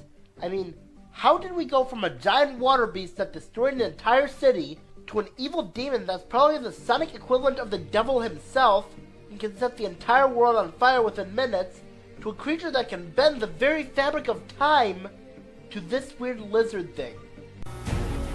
Okay, I'm skipping this entry for two reasons. One, I haven't played any of the Sonic Boom games at this point in time. And frankly, Lyric came from a spin-off of the Sonic franchise. A spin-off! This is going to bite you in the ass later. Also, the fact that it's a spin-off doesn't really change the fact that he's a piss-poor villain who pales in comparison to even the Deadly Six. Grima from Fire Emblem Awakening is, simply put, one of the most unoriginal villains in gaming in my opinion. Let's look at his name, Grima. That's one of the most ridiculous villain names I've ever heard. And then there's his lack of personality. This wouldn't bother me so much if he had something to make up for it, but he doesn't. And his concept is cliched as all heck because it's been done like dozens of other times. An evil dark dragon that's being resurrected. Examples. Yeah. Like, for instance, your examples earlier of what villains would fit your criteria. Oh, wait, you don't provide any. Or like your examples of what a professional-looking intro should look like. Wait, you don't provide that either. Yeah, when the pot calls the kettle black, somebody comes off as a racist. Well, you fight on top of a dragon, which is kind of cool, but that doesn't make up for it. And since Grima from Fire Emblem Awakening was the first Fire Emblem villain I fought, I have a bit of a strong bit of nostalgia for it. Admitting that you're biased! Now let's hear some actual logic behind your points for once, please. I mean, he's a corrupt version of the playable character. Now granted, it would make a good evil copy for the evil copies list that Tree's Apprentice made if this video were made only a couple years later, but I digress. Grima was a good villain.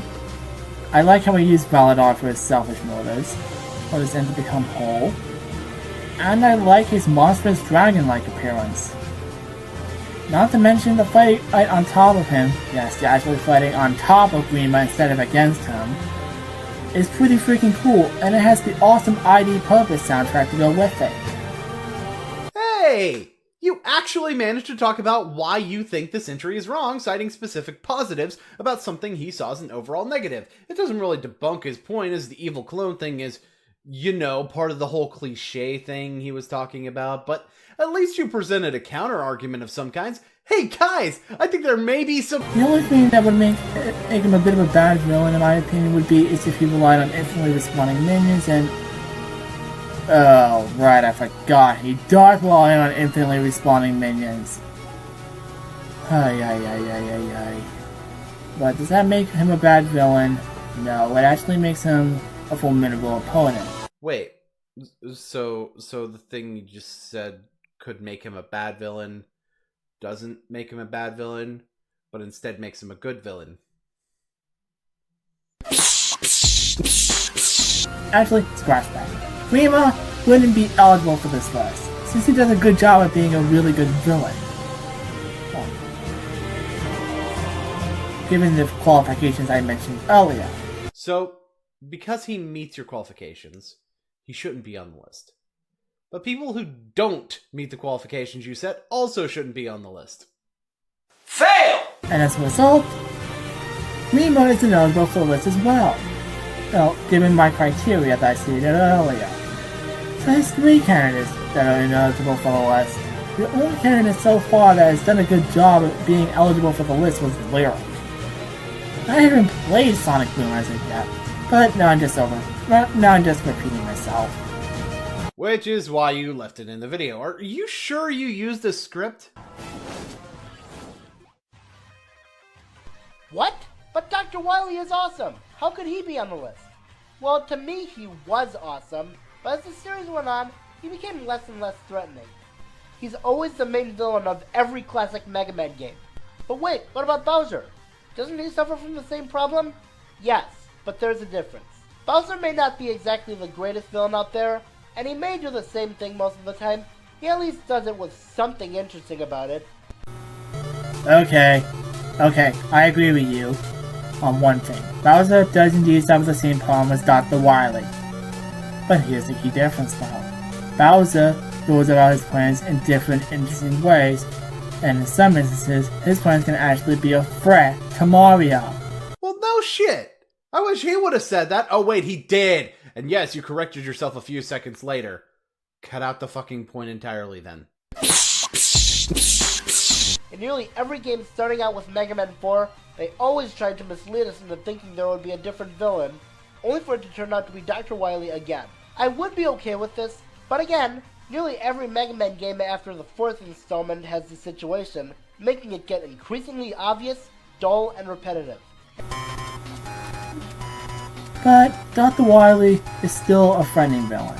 I mean, he uncovered Raw Moon and used him to his advantage in the Super Adventure Blockman game, kidnapped a future version of Mega Man and convinced his future self to team up with him to create future Mega Man, aka Quint, which led to the events of Mega Man 2 on Game Boy, which in turn led to the events of Markman and Forte, Challenger from the Future, which is a sequel to the original Mega Man in Base, released for the Wonder Swan in Japan. So try telling me that Dr. Wily is not an awesome villain. Try telling me that with that knowledge. But those games you listed where Dr. Wily did all that stuff, those are spin-offs. All of them. Say, didn't you try to get onto him for talking about Lyric because of the fact that Sonic Boom is a spin-off? That's weird. It's almost like you are a hypocrite! Like I said in my top 10 games I love and hate list, Team Flare is completely unoriginal in my opinion because of their crusade motivation of destroying all humans to make the world a better place. And it just so happens that this team is led by Lysandre.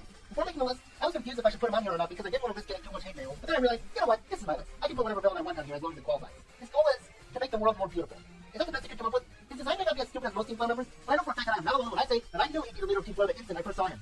But the fact that his name shares some similarities with the word Flare, his uniform, his hair color, and how he desires to make the world a better place, just like the team leaders of the past 3 generations. So when he revealed himself as a true villain, it came off as no surprise. If you think about it, in the live version, his goals are hypocritical. He wants to kill everyone in the world so it'll stay beautiful. The world can't stay beautiful if everything in it is dead. And all plant life would die off without any Pokemon or people around to give them carbon dioxide. So his plan to make a beautiful world would only make a hideous wasteland. By the way, when he gives you a chance to stop him if you press the right button, I knew that the blue button would be the one I have to press. Guys, don't make a button you want me to press be the same color your team wears. I felt pity for him when he died, but as a villain, he's quite generic compared to most Pokemon villains. Okay, coming off of Team Plasma from Pokemon Black and White, its 5th generation, and the evil that is Ghetsis, Lysander is indeed a bit, but that doesn't make him any less effective. I mean, Lysander has seen and heard of the destruction that the Kalos region went through. He believes that, and he does bring up a very good point about how humans are selfish, greedy creatures, driven by selfishness and greed. You're still repeating yourself. Stop it. Also, how does calling humanity selfish make him not a carbon copy of every single villainous team leader from Generation 3 onward? Which is exactly the problem Meta had with him. I did not find Beldum to be very good as a villain. Sure, she was the one who manipulated Grodus into resurrecting the Shadow Queen, and the one who tricked Peach into getting kidnapped, but other than that, she pretty much has no other impact on the story other than appearing in random points of Thousand Year Door. And even when she did, her plans usually failed because of her own Butterfinger's stupidity. I know that Beldum was more of a manipulative villain, but one of her goals is to steal the crystal stars from Mario, and she only intends to do that in a few of the chapters. And then her design. She's one of the most repulsive things I've ever seen in the Mario franchise. Yeah, I believe it was... No, I'm just gonna call him Bell. Bell, from Paper Mario The Thousand Year Door, doesn't really do a good job of being a villain under normal Mario conditions. I'm sorry, are you agreeing with him, or saying that they don't qualify for the list because of your goddamn made-up criteria? However, most of Mario's villains don't really have an established backstory. So, I think Belle has an awesome backstory. Possibly being created by the Shadow Queen, she was tasked with resurrecting her. And so, she set up the events of Paper Mario's conflict with the X-Naut Society. You know what? I just noticed something. Even when he's making good points, they rarely have anything to do with what meta is even saying. It's just, here's good aspects of this villain. Of course he's going to chiefly highlight the bad stuff. It's a list of the worst of something! That's genius. Step show that one side would get all the crystal stars and be foolish enough to unlock the 1,000-year door, and then use that power to release the Shadow Queen. Now granted, there were some minor hiccups along the way, such as Dupless, who would arguably be more eligible for this spot instead. Yeah, keyword there is arguably, and, I'd actually argue against that, since Dupless's plans were actually more effective, including taking over Mario's body. Dupless is a much better villain than Beldum, who feels like a background player at best during the majority of the game. The same way that Meta felt about her. And not in an intimidating way like Ganondorf, or in a classic way like Gruntilda. Grima was more intimidating than her.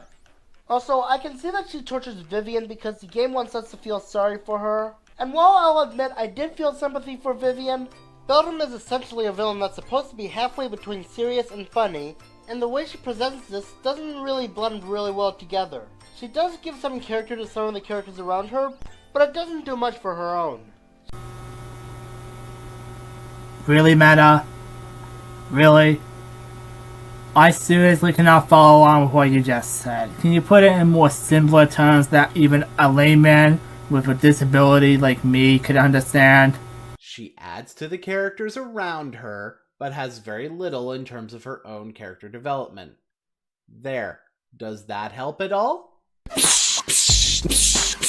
Xande may have been a lame villain, but number 1 does such a terrible job at being a villain that just thinking about her makes me lose a tiny bit of faith in the franchise. That is Lady Maud from The Legend of Zelda Triforce Heroes. Lady Howard, eh? Really? Also known as the Lady. I mean, just look at the villains in the previous Zelda games. We have a power-hungry ruler who took over all of Hyrule, a demonic mask that possessed the moon and sent it on a collision course towards the planet, a deranged psychopath, and an evil dictator. So what should we have here? How about a witch who's all like, "Oh, look at me, I'm so stylish!" The Zelda series has had dark villains and dark plots for ages. What the hell is wrong with a little lightheartedness every now and then? And has literally no redeeming villain qualities with a lack of involvement with the story for most of the game. I mean, the thing he just said might be a problem. Also, there's a difference between lighthearted and stupid. And, hey, maybe he just plain doesn't like lighthearted villains. By the way, if we go by your criteria, the only types of villains we can have are the dark ones, since those are the only ones that can be complete monsters. Yeah, I know I called his criteria bullshit, but when he's going against it himself... That is not how a Zelda villain should be. Zelda villains are supposed to be intimidating. What is wrong with having a lighthearted Zelda villain and a lighthearted Zelda game? Just... what is the problem with that? I mean, Wind Waker was technically lighthearted, and Ganondorf was given a bit of a lighter backstory to make him seem a bit like a lighter villain, but it worked. It made Ganondorf into a somewhat tragic villain.